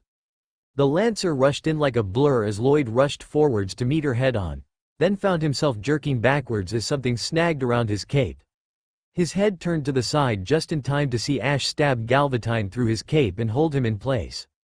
The curse failed to pass through his lips before Scathach crashed into his chest and sent him rolling across the ground for several meters before sliding to a halt and managing to get back to his feet. His upper pectoral plate of armor had a slight dent in it with a puncture wound in him where Scathach had been able to land a successful thrust. Lloyd released a low growl as he straightened himself out. He dismissed his shield and reached up, clasping his cape around his shoulders and tearing it free from his armor and allowing it to float away into the wind. His left hand clenched into a fist, lightning dancing around the tips of his fingers before he thrust his hand forwards and unleashed a lightning spear upon the group. Ash hurled a pyromancy at the spear as it moved through the air and collided with the attack, the two cancelling each other out in a large explosion of fire and electricity. Lloyd came charging through the explosion, bringing his sword up above his head and swinging it downwards towards them. Ash ducked to the side as the sword slammed into the ground where he had been. Lloyd's right hand came free from his sword and swung upwards, catching the saber in the side of the head with a vicious backhand and causing him to stumble away. Then turning on the other two, Lloyd rushed forwards and deflected the spear launched at his head before bringing his sword down. Scathach engaged him in a trading match. The two soon began to exchange blows at incredible speeds, with the Lancer's attacks being little more than flashes of crimson light as she continually thrust her spear forwards. Lloyd himself was no slouch. Knowing he could not match her speed, he merely redirected her attacks as best he could towards his more heavily armored sections. Her spear scored nicks and slashes in his golden armor and started to mark it more heavily as the fight went on. Then Gale joined in. Despite the older man being nowhere near as fast as the Lancer, he was no less deadly. Whenever Lloyd attempted to counter the servant, he would find that the old man's sword was already there to block the attack as if he had been expecting it. The two of them working together swiftly became more than the Lordkin could handle, and step by step, he was being forced backwards. Lloyd's sword flashed with light, breaking the two away from him and allowing him to step backwards. The step backwards became a jump away as black flames splashed against the ground at his feet. The god did a sharp intake of breath before his head snapped towards Ash, who was already throwing another abyssal pyromancy towards him. Lloyd swung his glowing sword upwards and blocked the attack. The flames washed over his sword, seemingly consuming the light of the blade until they faded away. Lloyd swung his arm towards the saber in an underarm throw, slinging forth another ring of light in Ash's direction. Raising the sword up, Ash swung down and slashed through the Krona with his burning greatsword. Scathach launched herself upwards, spinning through the air and landing a kick in the side of Lloyd's helmet, staggering the man before Gale rushed in and slashed at his knee. The god took a step backwards to avoid the second strike before he raised his greatsword and blocked Ash's attempt at purificating him. The chaos flames clinging to Galvatine flickered and almost looked ready to leap from the sword and jump towards the Lordkin in question. The mana around Lloyd rushed inwards, his body glowing for a brief moment before it exploded outwards. The force miracle caused all those who surrounded him to be blasted away from his body. Gale landed on his feet with some small grace while Scathach looked no worse for wear. Ash crashed face first into the ground from being so close before quickly scrambling back to his feet. Lloyd was breathing heavily, his armor marked with scratches and cuts through the metal. His golden helm had a faint dent in the side where Scathach had kicked him, and he was now bereft of a cape. As he stepped forwards, he noted the cross-shaped tower shield flying at his face. He swung outwards towards it in an attempt to parry it away. The tower shield vanished before his sword made contact, instead sweeping through empty air as his head snapped down to see the young lilac-haired girl appear just underneath him with her hand thrusting forwards. He released a gasp of pain as the shield manifested in her grasp and struck against his chest like a hammer, sending him launching away from her and into a backwards roll. He stabbed his sword into the ground in an attempt to right himself as his head snapped upwards. "You!" Lloyd's voice was a low and deadly growl as his fingers dug into the road, scraping through it and clenching into a fist. His other hand was still gripping his sword as he slowly rose to his feet, using it as a crutch and downright glaring at the people in front of him through his helmet. "You vermin!" He sneered at them. "The justice of the gods is absolute. How dare you defy it so brazenly? You are in the wrong time period to rant about the judgment of the gods." Scathach countered with a cool voice, "Your age has come and gone and humanity has left you behind." "Humanity?" Lloyd sneered. They do not understand the basic workings of the world or the concepts of justice or order. What can they possibly understand about anything? You are all apostates, and shall be dealt with as such. Stabbing his sword into the ground, he spread his arms wide. The judgment has been cast. Sentence shall be handed down. The air behind him ripped as a phantom image of a great sword sprung forth from the ground and shot and towered nearly half a dozen meters. Mash, he's going to use his noble phantasm. Ritsuka called out, sliding to a halt behind the group. Get ready. Yes, Senpai, Mash exclaimed, nodding her head and gripping her shield tightly. Pseudo-name deployment. She raised the shield above her head before slamming it down. Manifest yourself. Let justice be done and the blade fall upon the guilty. Gladius. Lord, Eustachiae. Chaldeas. The pair cried at the same time. Mash's shield expanded outwards in a barrier which overlapped the entire group at the moment the phantom greatsword fell upon them. The image of the blade crashed into the shield. Mash visibly straining as the weapon continued to cut away at her defense. The shielder paused for a moment before she took in a deep breath and let out a cry of exertion, forcing more magical energy into the noble phantasm and extending its use. Lloyd's hands were visibly shaking as he continued to hold the noble phantasm as well. His armor creaked and shuddered and his body hunched over slightly. With a final cry, Mash shoved her shield forwards.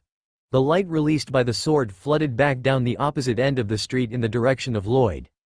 The knight widened his eyes as he swiftly manifested his shield and held it out in front of himself as a barrier, his form vanishing as the light washed over him in an explosion of miracle power. Mash panted as the noble phantasm cut out. The girl wavered on her feet before an armored hand clasped around her shoulder and kept her upright. The shielder turned her head to see Gale holding her, the old man giving the girl a single approving nod.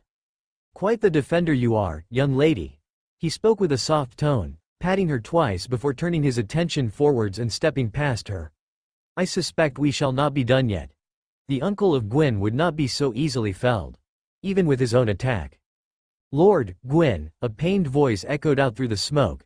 The group watched as it dissipated to reveal the form of Lloyd hunched over. Parts of his armor had been seared black with the power of his own attack being reflected back upon him. His shield had scorch marks and dents lining it as he lowered his arm to his side, sword tightly held in his right hand. He remains, Lord, Gwyn.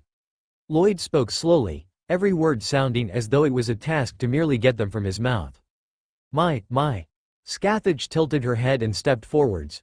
You divine spirits certainly are sturdy, aren't you? She paused, then closed her eyes. No, you're dead on your feet already. I doubt you can even muster the strength to move. Lloyd glared, raising a single leg and managing a step forwards before he wavered slightly and fell to one knee.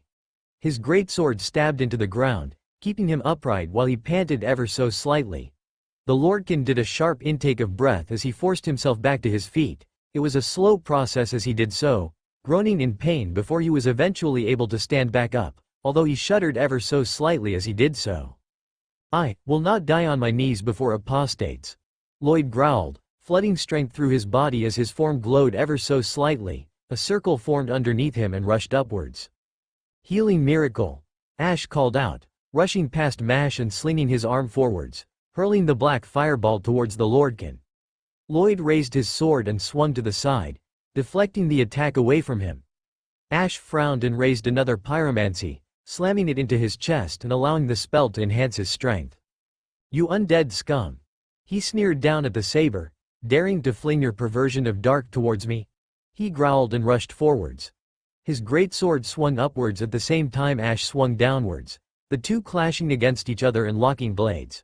Whereas before it had been a one-sided match, between Ash improving himself and Lloyd being unable to heal himself fully, it was now a closer bout in terms of strength. Lloyd shoved Ash backwards, then moved on the advance and met the saber blow for blow with heavy strikes of his own sword. Ash stepped backwards the entire time. His eyes noted that Lloyd was still slower than Scathach. He raised his sword to the side, blocking a blow aimed at his head and countered with by throwing his fist forwards. A large hand reached down and clamped around his wrist, stopping the punch in its tracks. Before Lloyd could take advantage of the movement, he staggered backwards as a spear buried itself in his shoulder, punching through his armor and earning a hiss of pain from the man. His helm turned to see Scathach, Gale and Mash rushing towards him. Emergency evasion, Ritsuka called out, Holding his hand out towards Ash, Lloyd stumbled forwards in surprise as the saber vanished from his spot in front of him and reappeared several feet to the left. Wah! He raised his forearm, hissing as a familiar white disc burned against his armor and was redirected upwards. Lloyd glared at Gale as he swung his arm out again and unleashed another disc towards him. "You dare use my own miracles, Auguy." He was cut off when Scathach struck, slamming into the side of his knee with a two-footed tackle and causing his leg to buckle slightly. The lancer kicked off the ground and flipped backwards, her legs crashing into Lloyd's sword arm as she did so and jerking the weapon skywards.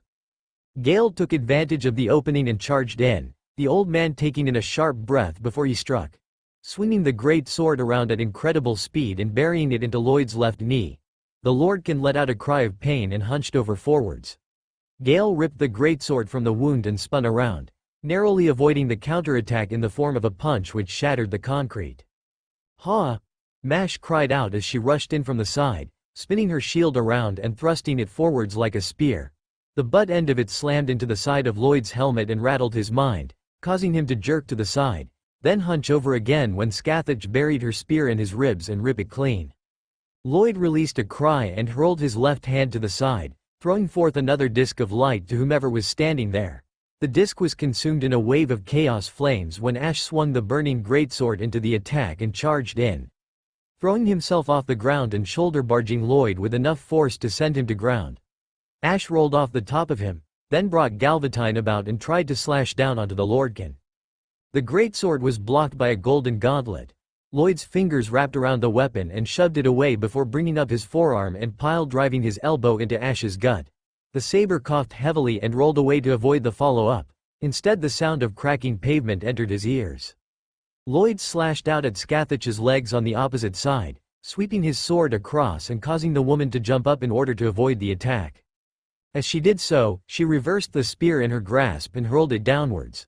Lloyd tilted his head to the side, narrowly avoiding being nailed with it as it embedded itself in the spot next to his head.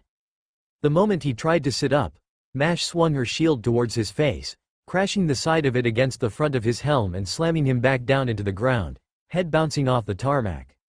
He threw his hand forwards, unleashing a bolt of lightning at the shielder. Mash was sent flying backwards when the attack struck her shield. The girl landed a short distance away and was still skating by the force of it. Lloyd once again tried to sit up, only to hiss in pain when Ash swung his greatsword back around, this time driving it through his shoulder and burying it into the ground beneath him. Lloyd released his grip on his sword and swung his right hand around, punching Ash square in the face and flat onto his back. His right hand then clasped around the greatsword and ripped it free of his body and hurled it away. Rolling to the side once again and scrambling to his feet as Scathach recalled her spear and landed on the ground, spinning the weapon with such speed that it was nothing more than a blur of light cutting through the road as it approached him. As he turned around, he swung his right arm at the lancer, who ducked under the blow and thrust her spear forwards, punching straight through Lloyd's gut and out the back. Blood dribbled out of the base of his helmet, accompanied by a pained cough as Lloyd released another blast of force from his body. Scathach being sent flipped through the air before she landed back down upon the ground and narrowed her eyes at the man. Lloyd released another painful cough before a disc of light flew in, crashing into his knee and shearing through it, causing the man to drop down and hiss in pain. Ash rushed in. Lloyd noticed him and threw a jab towards the saber, who caught the blow with both hands before he threw it to the side and swung his left end forwards and into the gap of armor where the forearm met the upper arm. The pyromancy in his hand burned through before he ripped it away and threw himself back from Lloyd, rushing off to retrieve his sword. The Lordkin felt his right arm scream with pain before agony exploded in him. Accompanied by his arm exploding as well, the pyromancy blasting the limb in half and sending it hurtling through the air and landing on the ground not far from him. Lloyd clasped his left hand on the burning stump and released a howl of pain mixed with rage as he tired, and failed, to get back onto his feet. He was left with barely an opportunity to do so as Scathach drove another spear into his left leg and kept him in place while Gale swung down with his greatsword into Lloyd's left shoulder and buried the weapon about an inch through the armor and into the flesh beneath. As he ripped it free, he pulled Lloyd forwards into the waiting arms of Ash, who was already poised with his greatsword held above. The saber swung the weapon downwards, cleaving through the back of Lloyd's neck and cutting through the rest of it. removing the head from the body and sending it clattering to the ground where it rolled for a few meters before halting. The body of Lloyd fell forwards, slumping over on the ground and falling still. Motes of light already starting to fade from it. Ritska exhaled, shaking his head. I think we got him, right? He asked, looking around before turning to Mash. You good? I'm still functional, senpai. Alright then, everyone else? Ritska asked as he looked around. Are you all good? I'm fine. Ash nodded his head, sniffling before he spat out a wad of blood onto the ground. For the most part. He tacked on at the end. I'm feeling rather satisfied. Scathach replied as she twirled her spear. That was a rather fulfilling battle, wasn't it? Gale merely grunted in response, shouldering his greatsword and staring at the dissipating body. Never would have thought Lloyd would be slain by an undead. Ironic. Why? Did he hate? Try again then. The group paused at the shrill voice which seemed to echo out from Ritska. The master himself blinked in surprise before he looked down at his arm and held it up. The readings say the interference is gone, so why haven't you contacted them yet? Olga was sounding rather irritated by the situation. The screen flashed up, revealing the command room with the director looming over Romani while the man looked suitably panicked. I am trying, but the interference cleared up only a moment ago. Romani explained hurriedly. We can still get readings on them, they're fine. Then why haven't they answered? Probably because they're waiting for you to stop shouting at each other. Ritska stared past the pair of them. Seeing that Pharaohs was pointing a finger in their direction with an amused smirk on her face while Da Vinci stood by her side. What? Olga snapped at her in irritation before she turned to face the screen, then widened her eyes when she saw Ritska before they narrowed. Fujimaru. What is going on down there? I demand a report at once. Ritska blinked before he gave the woman a tired smile. Can we get back to Chaldea before we do that? It's a long story. Of course. Olga coughed into her hand and straightened out her face as best she could, thinning her lips and turning to Romani. What are you waiting for? She snapped at the man and pointed at the screen. Get them back here? Oh, on it, Romani exclaimed, already pressing several buttons, beginning process to return them. Ritska turned to Gale. You said that last guy was Gwyn's uncle, right? Gale nodded once. That makes him Gwendolyn's great uncle, doesn't it? Another nod. I don't think we should tell Gwendolyn about this. Ritska muttered as he stared down at the spot. At least for a while.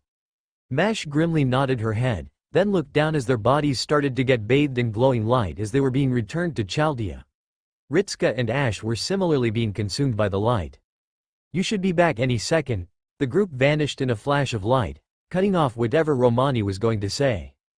Gale stood in the ruins of the burning city, looking around for a few moments and finding himself completely alone. After a few moments, Gale released a slightly muffled laugh as he shook his head. I suppose our fight has been postponed, young lady. Ritska groaned as he stumbled out of the coffin. He closed his eyes and winced as he reached up and grabbed his shoulder. Damn, I feel stiff. Would you like a back rub, senpai? Mash asked. Ritska paused and turned to her with a raised eyebrow. You know how to do those? I have read several books on the subject, Mash exclaimed with a wide smile. Right, Ritska blinked, then gave her a faint smile. Sure. He nodded his head in response. You can, I guess. I am going for a walk, Ash announced as he started to walk away from them. He barely got a single step forwards before the intercom flared to life. Romani's voice echoed throughout the chamber. Hey, Fujimaru-kun? The master looked up, tilting his head. Yeah? So, I know we don't know what went on in that singularity. Ritska tilted his head, not knowing where this was going. But with that in mind, can you explain why there is an, rather attractive woman with a spear right behind you? The three paused, slowly turning around and looking behind them. Scathach stood there with a frown on her face as she looked around the room. This was not what I was expecting, she said after a few moments before she looked at them. Still. Her lips drew themselves into a thin line. I should be able to find Satanta here, no? See you? The Lancer released a hum as he heard Ash called out to him, pausing as he brought a mug up to his lips. Hey Ash. See you muttered back in reply, greeting the saber without turning around. He paused when he saw Archer in front of him look towards Ash and briefly widen his eyes before his expression cooled out again. Except for the insufferable smirk on his face as he turned back to face him. See you made a face at the Archer in response. Shaking his head, the Lancer took another swig of his drink. What do you need, kid? Another match? Not as such. Ash replied to him, his voice sounding rather strained. It is more a case of giving the new servant a tour. Another one, CU snickered and grinned. The smile tapered off when he watched Archer's smirk seemingly grow, as if he knew something. Please tell me we got another woman around here. Nothing on the current company. He nodded towards Boudica in the kitchen, but never hurts to have more. Ho, is that so, Satanta? A voice called out. A very familiar voice called out. CU's drink started to spill down his chin as his pupils dilated. The fact that Archer was now looking close to laughing at him signaled that he wasn't hearing things. Taking a single, rather quiet, gulp, he slowly turned his head to the side where he heard the voice from. Are you sure I am beautiful enough? Scathach asked, tilted her head and giving him a perfectly blank expression. Perhaps I might not be young enough. What is it you have been saying? I'm an old hag. She smiled at him. CU bolted from the desk and was halfway across the room before Scathach slammed into the back of his head, grabbing the back of his neck and pressing him face first into one of the tables. Hey. Teacher, CU managed to get out through gritted teeth. Why you seem, well. Do I? Scathach asked, tilting her head slightly. Are you sure I don't seem slower? Maybe I've gotten slower in my old age. And not at all, CU gasped out. Just as spry as I remember. Really? Scathach pulled him back and twisted him around to face her, examining him up and down. Well, there's only one way to find out. I suppose it has been some time since I fought you and I'm nostalgic. You know how we elders get when thinking about our younger days. CU decided not to answer, instead his eyes flickered over to Ash and narrowed slightly. Don't worry about your friend over there. Scathach brought his attention back to her. She smiled again. He'll be joining. CU took no small sense of satisfaction watching the manner in which Ash froze as he was halfway out of the door. And, surprise, it's the budget All-Father. All-Father Lloyd. Servant. Saber strength. A+ endurance, agility, B.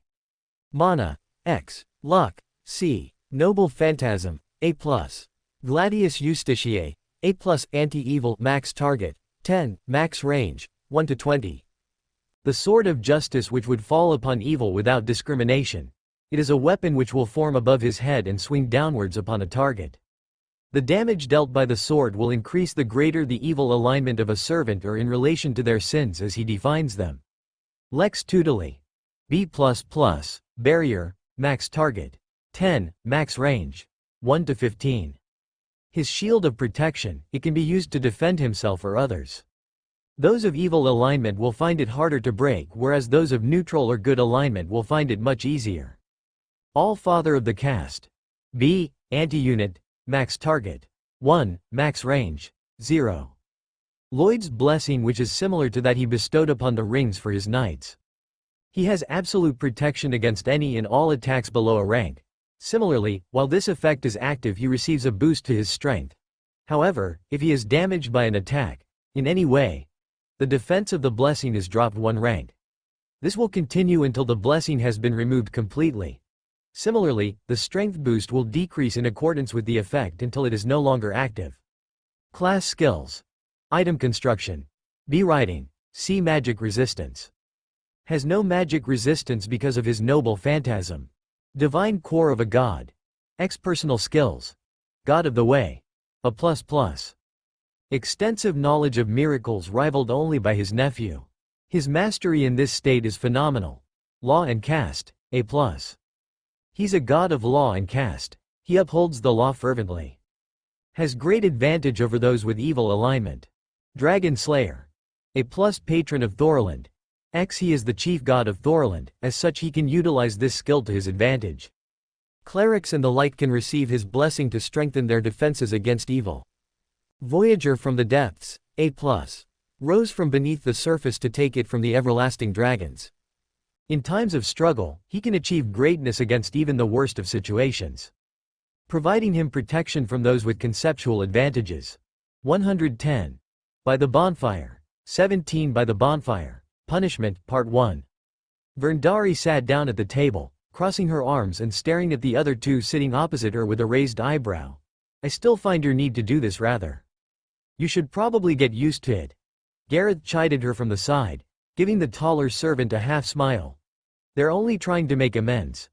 The Lancer paused, allowing herself a moment to take a bite of her food before resuming speaking once she had finished swallowing. That and you can't deny that eating with company without having to hide your face is nice, right? Verndari's lips drew themselves into thin lines before she released a weary sigh. Raising her hand she massaged the bridge of her nose. It is not something I am familiar with, if I am to speak plainly. Why not? Marie frowned, lowering her teacup and giving the shielder a saddened look. Surely you ate meals with friends and family. Family, yes. Verndari replied, lowering her hand and resting her arms on the table. Friends? She paused for a moment. Not after I became a squire. She looked away for a moment. To keep up the act. She said the word with no small degree of shame, earning a frown from Marie and a flinch from Gareth. I see. Deanne nodded their head. They leaned forwards and took one of the biscuits off the tray before nibbling on it. Indeed, it would be difficult to eat and maintain the illusion, not impossible but difficult. I could manage at most times. Verndari replied with a wave of the hand. Most others in the mess hall would come in with dirt upon their faces or other such grime from a day of training or mucking out the stables. The woman shivered slightly. The smell was rather grim. Gareth nodded her head. I sometimes mucked out horse stables too. Verndari sent her a puzzled look for a moment. Horses. I mean the worm stables. Marie stopped mid-sip, lowering her teacup once again and giving the knight an astonished expression. Worms? You rode dragons into battle? Wingless dragons. Verndari explained, and not my personally. Only the mounted royal guard of the dragon riders would do so.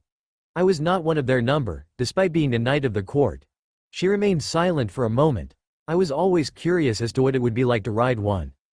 Gareth pursed her lips, giving a thoughtful expression.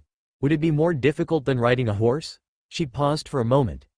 Actually, big brother Gawain had Gringolet. They were a sort of fie horse. Gringolet was a fie? Deanne asked with naked surprise, tilting their head and looking at the Lancer curiously before humming to themselves. That does not surprise me, now that I recall much of the stories surrounding Arthurian legend. The kingdom had many interactions with the phantasmal world, did it not?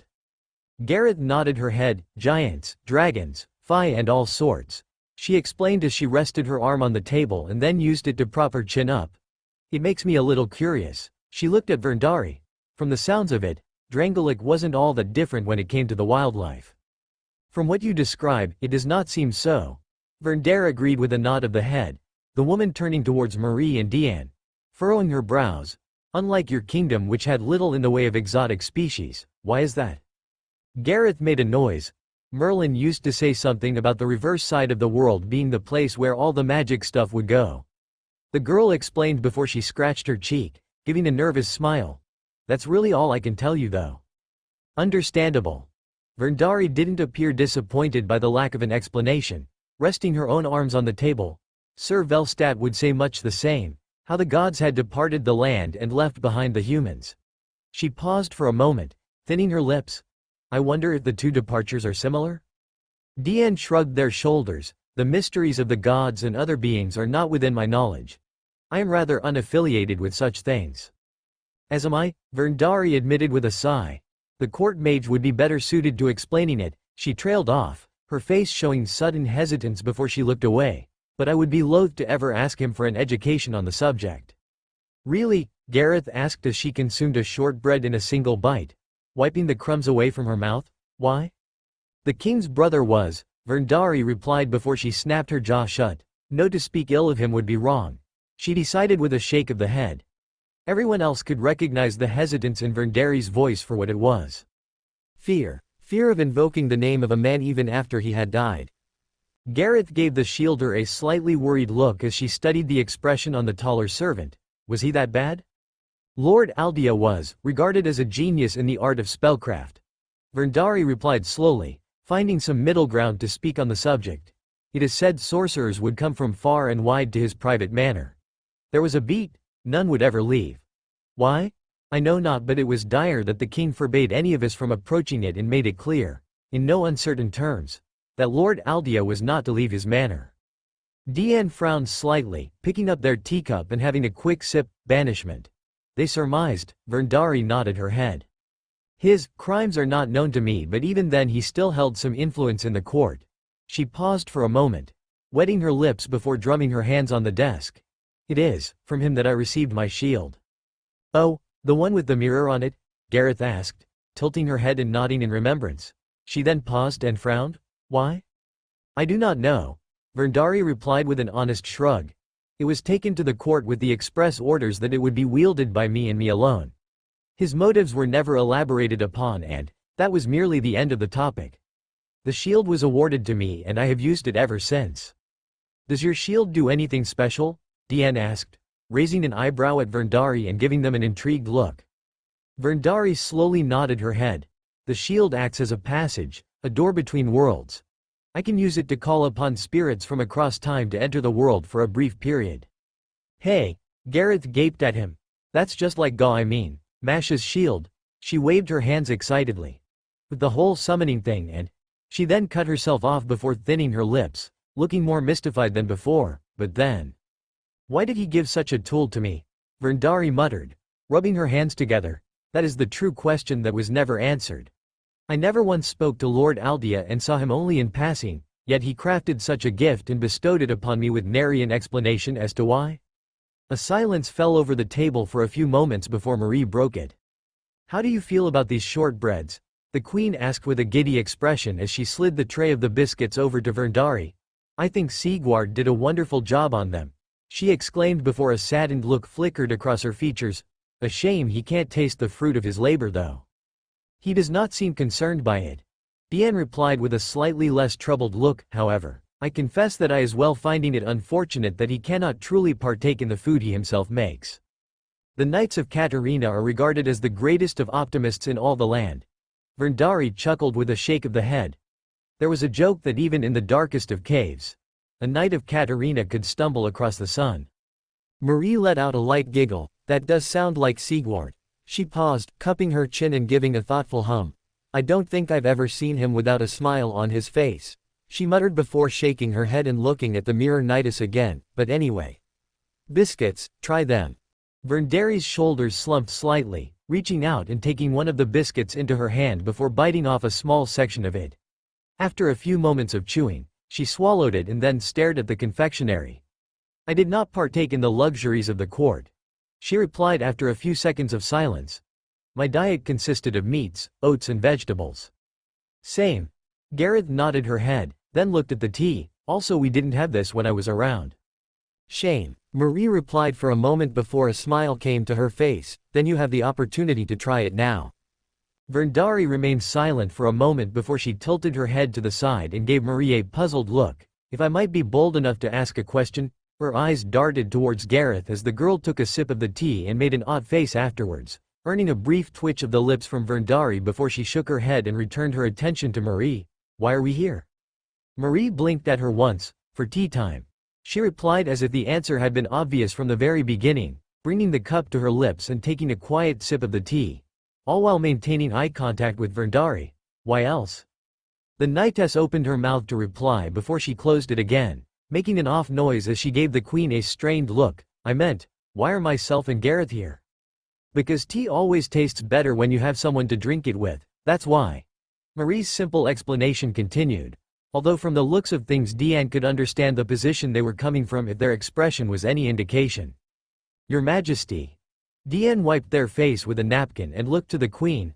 "I believe the confusion is why would you invite a pair of knights to your table?" Marie made an odd face. "Why wouldn't I?" she asked, turning to Diane. "I invite you, don't I?" The Knight of the Lily gave the queen a patient smile. "Yes." They nodded their head, then gestured to the pair sitting opposite. "However, they are not accustomed to such encounters. I would assume." Diane looked back to see Gareth squinting at the tea, hesitantly going back for another sip while Verndari broke a shortbread in half and blinked at it. "Ah, right." Marie nodded her head in understanding, then looked to the pair of knights in front of her. "I invited you here because that's what I do with friends." Verndari's head snapped towards her and Gareth choked on her tea. "We are friends?" the looking-glass knightess asked with a dumbfounded tone of voice and an expression to match. Gareth looking red in the face and still coughing, leaning over to the side to make sure not to get anything on the table. Marie watched their reactions with a sense of concern. Well, of course. Aren't we?" Her voice dropped into a quiet, slightly vulnerable tone as she stared between them. "I mean, We went out for tea and we sometimes eat together, isn't that what friends do? Well, Verndari swallowed, looking to Gareth for support and finding that the girl looked just as caught off guard as she was. I don't think myself and Sir Gareth are appropriate company for you. The knightess explained quickly, we are not of your station. So, would that not bother you? Why should it? Marie tilted her head, frowning. I don't see why something like station should stop you being friends. Well, there is appearance and personal reputation to consider. Deant tilted their head. Those concerns are not as pressing as they once were, considering Her Majesty no longer needs to concern herself with the affairs of the court or the gossip of the aristocracy. Verndare and Gareth looked at each other once again before looking back at the French in front of them. Would you even want us as friends? Gareth asked honestly, waving her hands. Not that I'm saying no, but, what would we talk about? Amusing stories from court, Marie replied with an honest shrug. The general goings-on in Chaldea. Maybe our homes, she excitedly replied, clapping her hands together. That's always fun, right? Amusing stories from court, Verndari muttered to herself, furrowing her brows and looking upwards. I do not believe I have many of those. No, wait, she cut herself off. I believe there was one occasion where Sir Rame challenged Sir Velstad to a race. That was one story that managed to attract a good deal of amusement. She explained, there was a rather large gambling ring circling about it as well. Who won? Verndari furrowed her brows. I do not know. Calling it a tie would have been generous, but they both finished the race. Gareth blinked at them. Well, the bards who had come to entertain the guests ended up in an argument with a rival troupe just before the race began. Verndari explained. The argument eventually boiled over into a fight which caused a rather loud disturbance. There was a pause, somewhat musical as well. She shook her head, moving on from that. The race was about midway through when Sir Rame and Sir Velstad noticed the commotion and moved in to help the guards who were trying to deal with it. Where were you at the time? Marie asked with a puzzled look. In a fist fight with the drummer of the troupe. Verndari explained, as it turned out, he had once been a knight of Forosa who had joined a traveling circus. It was rather disconcerting to see a man armed with nothing but wooden sticks best several guards. She rested her hands on the table, moving on from that. When the king's arms got involved, the fighting was quickly put to rest and both groups spent several weeks in the dungeons for disrupting the peace. As for the race itself, it resumed, but by the time they both finished the race, they were exhausted from having to deal with the musicians. Did they ever get around to trying again? Gareth asked. Verndari blinked before shaking her head. Oddly enough, they did not. Verndari replied with a shake of the head before they turned to Gareth. What of you, if our purpose here is to swap stories of the court? Gareth put on a thoughtful expression for a few moments before she eventually decided on something. Well, there was that time with the Vorpal bunny. Verndari blinked once. The Vorpal what? Ritska blinked at the new servant standing on the summoning pad, then looked at Mash to judge her expression. To his surprise, the girl had a mild scowl on her face for a brief instance before it vanished away just as quickly, leaving him unsure if it had ever existed to begin with. Shaking his head, Ritska turned to the servant and smiled at them as best he could. Welcome to Chaldea. He spread his arms wide. I'm Fujimaru Ritska and this is Mash. He gestured to the girl at his side before pointing towards the servant. I don't suppose you could tell us your name? He inquired with a tilt of the head. It's all right if you don't want to though. The black swirling cloud released a warbled growl. The red light shining through what Ritska could only assume was the visor to a helmet brightened as the growl went on before the servant fell back into a silence. Ritska's smile dimmed ever so slightly. He released a noise of understanding, then cupping his chin and tilted his head. You're a berserker, aren't you? He guessed. Bah! The growl was his only reply, Ritska turning around and looking at Romani on the other side of the screen. The doctor simply shrugged at him in response. Don't look at me. The doctor's voice buzzed through the intercom. Must be something to do with that weird black cloud circling them because the parameter reader isn't working. It's sort of glitching right now so we don't know anything about them. Oh, Ritska muttered, scratching the back of his neck and turning back to the berserker. Don't suppose you could, get rid of the cloud? Berserker stared at him in silence, only the swirling of the black fog around the servant could be heard in the room. Guess that's a no then. Ritska whispered to himself before shaking his head and bringing his smile back. Well, let's give you the tour of Chaldea, if you're alright with that. Who? Berserker released a guttural hiss in his direction. The noise had Ritsuka lean back slightly with a moderately uncomfortable expression on his face. Okay then. Are you sure about this, Fujimaru-kun? Romani's voice came through the intercom once again with a note of concern in it. The point of a berserker class is to be difficult. I would say you're sort of lucky with Kiyohime and Tamamo as they are. At least reasonable most of the time, but this one looks like a traditional berserker, or how one should be at any rate. It'll be fine. Ritsuka waved his hand at the doctor, giving him a half smile before gesturing to his right. I have Mash as well, if anything happens I trust her. Mash beamed at the praise, leaving Romani rather hesitant to press the matter further considering just how happy the young girl looked. Eventually he released a sigh and shook his head, giving a conceding wave of the hand in their direction through the glass. Alright then, do as you wish, just make sure you're careful, alright? I don't want to have to explain to the director any sort of problems. Speaking of, where is she anyway? Ritsuka asked, turning to face Romani and tilting his head to the side. In her office. Romani explained, then threw up his hands at the surprised look Ritsuka sent him. What were you expecting? You brought Skathich of all people here. The director uses runes, Fujimaru-kun. Ah, Ritsuka nodded his head, so she wants training. She wants the opposite, Romani squawked. Ash walked into my medical office earlier with a hole the size of my fist punched straight through his gut. Ritsuka blanched. Oh, from Skathich?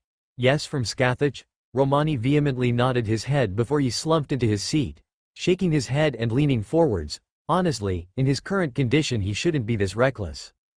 Current condition? Ritsuka asked in confusion. What's wrong with his current condition?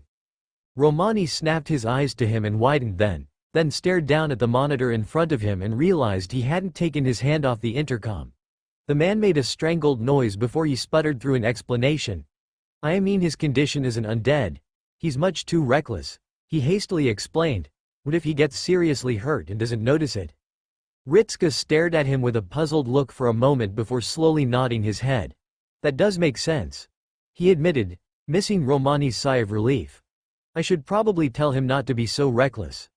The master then paused and sighed. On the other hand, he'd probably ignore me or just say that it doesn't matter.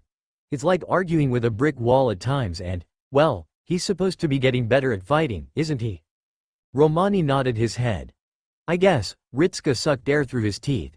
As long as it's nothing too dangerous, it's fine I suppose. Shaking his head, he made his way towards the door. I'll be sure to tell Skathich to be careful though. He called back as he walked into the hallway, the shadowed berserker and Mash following behind him. When the doors closed, Romani exhaled and shook his head. That was a close one. He muttered to himself, reaching up and massaging the bridge of his nose. Verndari walked through the halls, Gareth walking in step beside her as they did so. The knightess once again in her full body armor with her helm over her head, covering her features and hiding her voice from the world. That was a rather odd turn of events. Verndari spoke after a few moments, looking down at Gareth out of the corner of their eye and then turning their helm to stare at the door they had exited from. The room being Marie's that she had offered to them for their tea time, or so she called it. Gareth hummed in response, looking equally perturbed by the experience. Or more accurately, dumbfounded that she had even participated in such a thing. It was strange, she voiced back, sounding unsure of herself. Bizarre? A little out of my comfort zone. Considerably more so out of mine. Verndari agreed with a nod of the head. As I said, my experience in dining consisted of a trip to the mess hall and the occasional feast at a tournament. Same. Gareth agreed. We had big feasts, or when I did eat with my friends, it was as a big group. Nothing so. She paused, searching for the right words. Intimate? She voiced hesitantly. Yes. Verndari nodded in agreement. Intimate. There would be at least a dozen others in the room with you while you ate, and their conversations were ongoing around the same time as you began your own, making it rather loud and chaotic. Yeah. Gareth smiled wistfully. Then occasionally you'd shout to get them to repeat what they had said, but when you did that the room would suddenly fall quiet, leaving you with the eyes of a dozen people upon you and a sense of being exposed. Verndari chortled, Gareth laughing boisterously at her side as they did so, walking further along through the hallways. Quite so, it was quiet in there. I know. Gareth sighed, shaking her head. Maybe it's one of those things that you have to get used to, she suggested with a tilt of the head and a raised eyebrow, like how people learn how to ride horses or swing a sword. You believe she was trained for it, The mirror knightess released a hum of acceptance. Yes, that does indeed make sense. Her form was rather dignified, as expected of a monarch, but there was never a moment where her posture slipped. You noticed that as well? Gareth asked, sighing in relief and pressing a hand over her heart. I was worried that I was looking a bit silly. I kept trying to straighten myself out whenever she looked at me because it felt like the right thing to do. Perhaps it is because she is a monarch and we have both been drilled to act respectfully towards them. Verndari supposed. Our liege is different as he has no sense of aristocracy to him and is but a common man. So it is, there is less scrutiny involved with him. Unlike the sorcerer Animosphere. Gareth paused as she considered the words, then slowly nodded her head in response. That does make sense. She seems a lot more used to a hierarchy than Master does. The Lancer pointed out. I think it has something to do with the Magus Society or something. Verndari shrugged her shoulders as she walked, perhaps, but for the moment I doubt it means much. There was a pause before she folded her arms across her chest. I am now debating whether or not it would be appropriate for our liege to undergo similar training to act as though he commands forces, perhaps akin to a general? Really? Gareth made a face at the suggestion before she shook her head. I don't think they have it in them. She replied honestly. Verndari remained silent for a moment before she similarly nodded her head. Yes, I suppose they do not have the correct mentality to think like a general. Or at least, not the kind I am aware of. She admitted quietly. There is a marked difference between his style of commanding and Esser rhymes. It is more dependent on personality. She elaborated, he seems to care a great deal about those under his command. Gareth raised an eyebrow at them.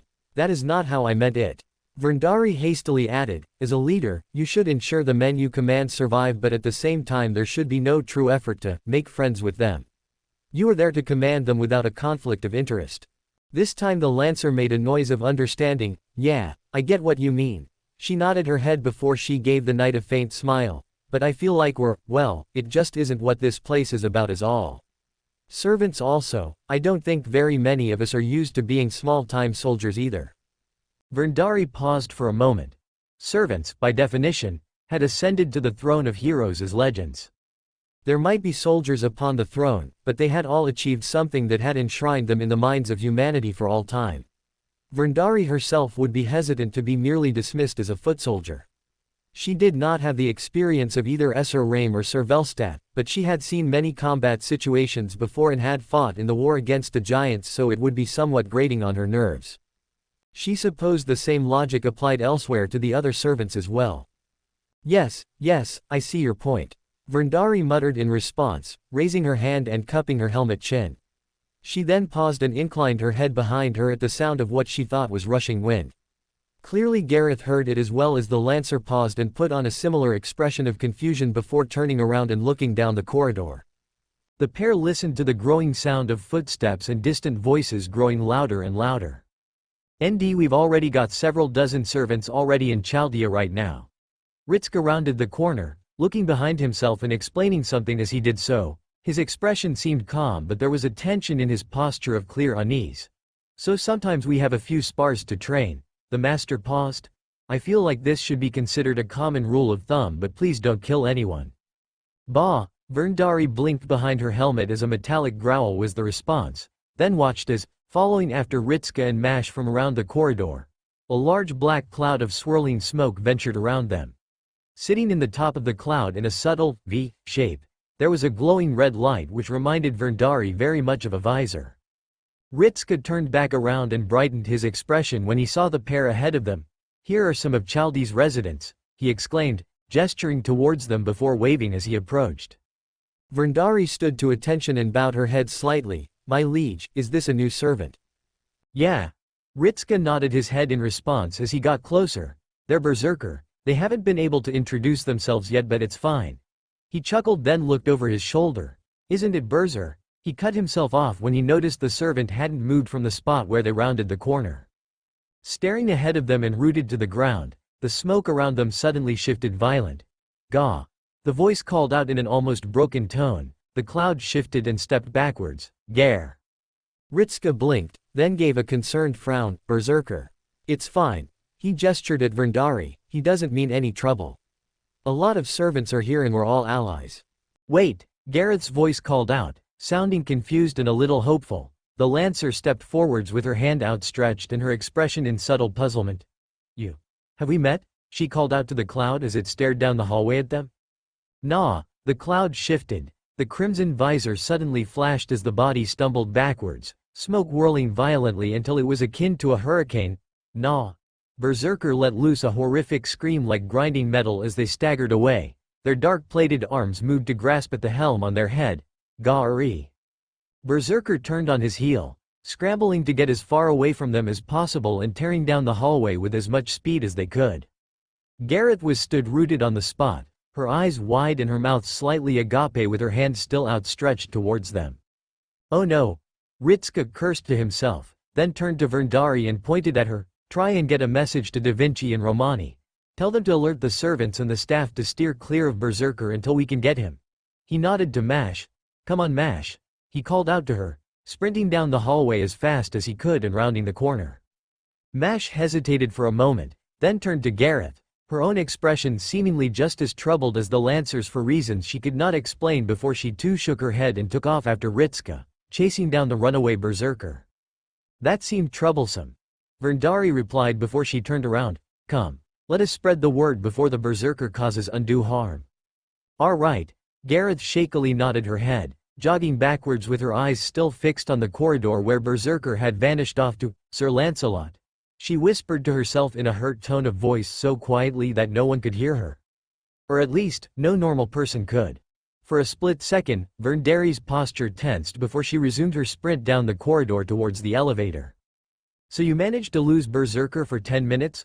Olga demanded an answer as she slammed her hand on the desk, glaring at Ritska. How did you manage that? Ritska could do nothing but give a helpless shrug. I don't know. One minute he's just quietly following me, the next he's just screaming at the top of his lungs and running away as fast as he can. He reached up, scratching the back of his neck. I just don't have an answer for you. Olga frowned heavily. If this is the sort of servant that can simply become uncontrollable at the drop of a hat or a change of the wind, then. Wait, Director. Mash held up her hand, turning to Ritska and giving him a curious expression. Didn't Gareth-san say something?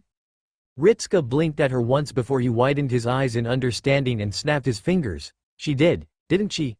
He turned to the director who was looking more puzzled by the latest development. She asked if they had met before. The woman frowned, then thinned her lips, and he was perfectly rational. She paused, sighing, as rational as a berserker can be, until he entered the hallway with Sir Gareth. The pair nodded their heads. In that case, we have confirmed the general time period of this servant.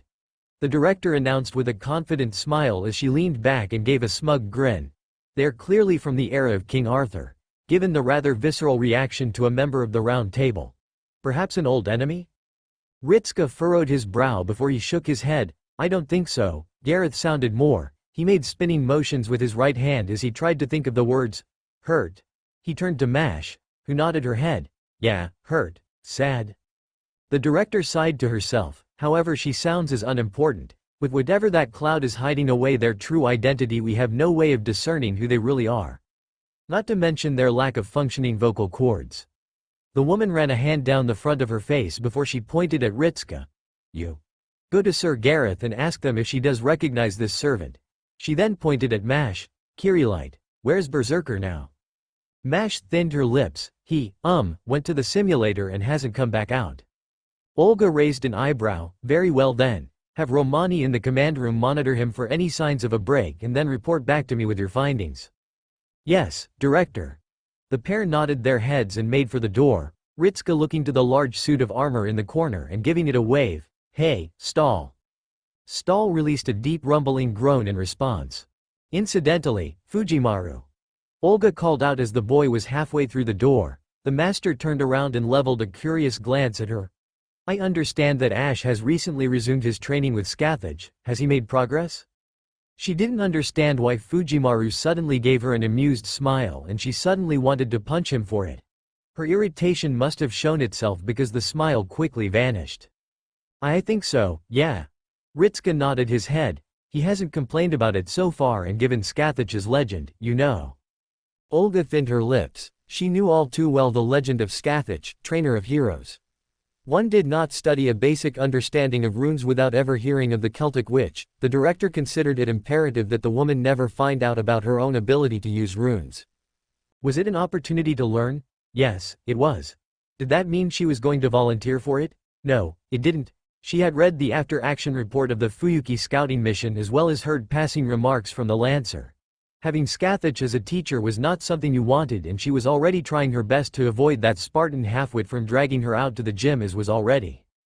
Good. She gave a nod of the head to the master as she looked back down at her desk. Perhaps he might make a decent servant yet. SNRK. Her head snapped up so fast she almost gave herself whiplash. Her eyes narrowed themselves into slits. Did you say something, Master Candidate 48? She hissed at him. Ritsuka's face blanched and he rapidly shook his head. That's what I thought. The master quickly nodded his head then walked out of the room. Ritsuka exhaled as the door closed behind him, shaking his head and seeing Mash giving him a slightly scolding look. You shouldn't try and tease the director, senpai. Probably, he admitted with a wry smile before his expression softened. She seems a bit less tense than when I first met her. He remarked to himself before shaking his head and turning to Mash. Now then, probably got to find Gareth and see if she knows anything. Yes, senpai. Mash nodded her head, the pair walking down the hallway in the general direction of the control room. They assumed Gareth would still be there. Verndari was silent as she walked through the hallway, her mind left utterly blank by what she supposed might have been a revelation. Sir Lancelot, the man who trained Sir Gareth from a squire into a knight. And killed her as well.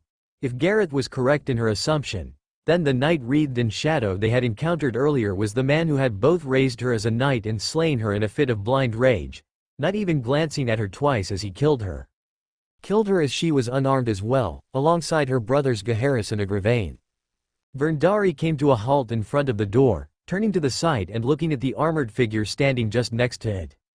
The man in dark steel armor with two wings jutting from the top inclined his head towards her. The simulator is already housing one servant. He informed her in a curt voice, "What is your business here?" "I need only confirm something." Verndari replied in a blank voice. "What have you?" "My lord has decreed the berserker is to be watched for the time being. I have been assigned that task." "Will you bar my passage? Will you cause a ruckus?" "That will depend upon the mood of the conversation." Verndari snapped back at the knight with a light growl, turning to face them fully.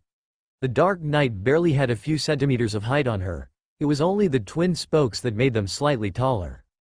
Archon remained silent before he stood aside, looking at the mirror knightess. "Should you make any attempt to instigate trouble, then I will make no effort to aid you. It will be on your head alone." "Good." Verndari nodded her head in response, turning her head towards the door as it opened up. "That is my desire as well." She walked through the door into the simulator. Archon watched as the door closed before his head turned back to face the hallway. Berserker wasn't difficult to spot, already midway through cutting down an illusion of a sword taken from one of the simulated skeletons. The beast collapsed to the ground as the knight sheared through the body and removed the head. Trickles of light flew from the corpse as it returned to the digital realm. Berserker paused, then slowly shifted the glowing red visor to stare at Verndari. "You would not know me," Verndari began. "I am Sir Verndari of Drangelic, knight of the court of King Vendrick." Berserker remained silent, content to simply stare at her. "I understand the class of Berserker is robbed of their sanity, but if enough of your mind lingers within that helm of yours, then I would have your ear, sir." "Triple A." Berserker answered in a clipped grunt. Verndari took that as a sign for her to continue on.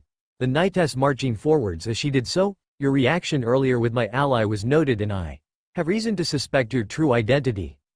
The woman continued on as she walked forwards. Berserker twitched ever so slightly at the mention of the ally. She whispered a name to herself, clearly not intending for others to hear, but I could not help myself but listen. Berserker continued to remain silent, however the visor started to brighten slightly. "Should the name be mistaken, then you will have my apologies and I will depart." Verndari continued on. "Is that acceptable to you, Sir Lancelot?" Grey. Lancelot released a growl much louder than before, this one sounding more angered and certainly on the verge of lashing out. Despite all of that, Verndari made no attempt to retreat from them. "I shall take that as confirmation." Verndari nodded her head. "In which case, I shall simply ask a question. She looked back up, glaring at Lancelot from behind her helmet. Why did you escape justice? Lancelot's body trembled. The deaths of your fellow knights, the death of Gareth whom you trained. She accused, stamping forwards, how did you escape punishment? What? She growled at him, where was the justice for her death? Justice for all their deaths. Arrrrrrr. Lancelot hunched his body forwards, howling and clenching his hands into fists. In all the tales and legends I read, you escaped your rightful punishment. Verndari accused, stepping backwards and clenching her own hands into fists. I can barely excuse the dishonorable we have in Chaldea already. They were slain in punishment for their sins. But you? Where was the punishment for your sins? Dying of what? Old age? Retiring to live as a monk as the kingdom of Camelot collapsed to infighting?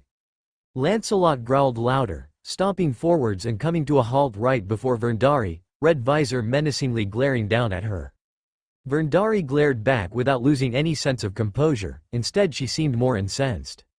You, where is your punishment, Sir Lancelot? She growled, then reached up and shoved the knight away from her.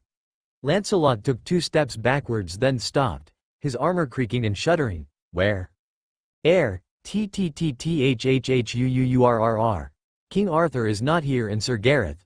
Verndari did a sharp intake of breath. She still holds you in high regard. Seemingly holding no ill will towards you. She released a bark of ugly laughter. I am sure her trust in you made it all the easier to slay her. Arrrrrr. Lancelot reached up, clasping at his helmet and hunching his body forwards while the shuddering only served to increase. My liege says that we are to work alongside those summoned. Verndari's voice dropped into a dangerous whisper. Yet, the knowledge of you being here and going unpunished for your crimes is one I cannot accept. They declared, I fully expect to be punished for this and yet, perhaps it is my own memory of seeing injustice done while I remain silent that is driving me to do this, or perhaps the knowledge that you managed to escape justice for my friend's death. She shrugged to herself, I myself cannot decide which it is, but it has drawn me here. To you. She reached down to her side, clasping at the sword on her hip and slowly drawing it free. Lancelot paused at the movement, staring at the sword slowly being drawn out before looking at Verndari. I demand you draw your sword, Sir Lancelot. Verndari growled at him, I will wait, as I am not craven enough to slay the unarmed without due warning. Lancelot's helm echoed out a reverberating growl as they straightened up, their right hand falling to their side and opening up. The cloud of smoke around them dissipated into nothing, revealing pitch-black armor that covered every inch of the servant with a dark blue plume extending from the top of the helm. The hand clenched inwards, grasping tightly around the hilt of a longsword which formed in their hands. Verndari watched as the weapon, which could only be described as a greatsword, formed in Lancelot's hands. Strange writing could be seen down the center of the weapon before the mirror knightess returned her attention to the berserker. She held out her left hand, her shield forming in her palm and tightening her grip around it, assuming the stance that had been drilled into her by Sir Raim. She was under no illusions about her chances here, but that didn't matter. She could never forgive herself if she allowed something like this to occur a second time without raising her voice. And, Verndari, caring too much about your friend and walking headfirst into a problem. Well, we all know how it's going to turn out though. For more thrilling fanfiction stories like this, check out my channel Fanfic Audiobook. Dive into epic adventures, mysterious realms, and legendary journeys brought to life through immersive storytelling. Don't forget to like, share, and subscribe for more amazing audiobooks.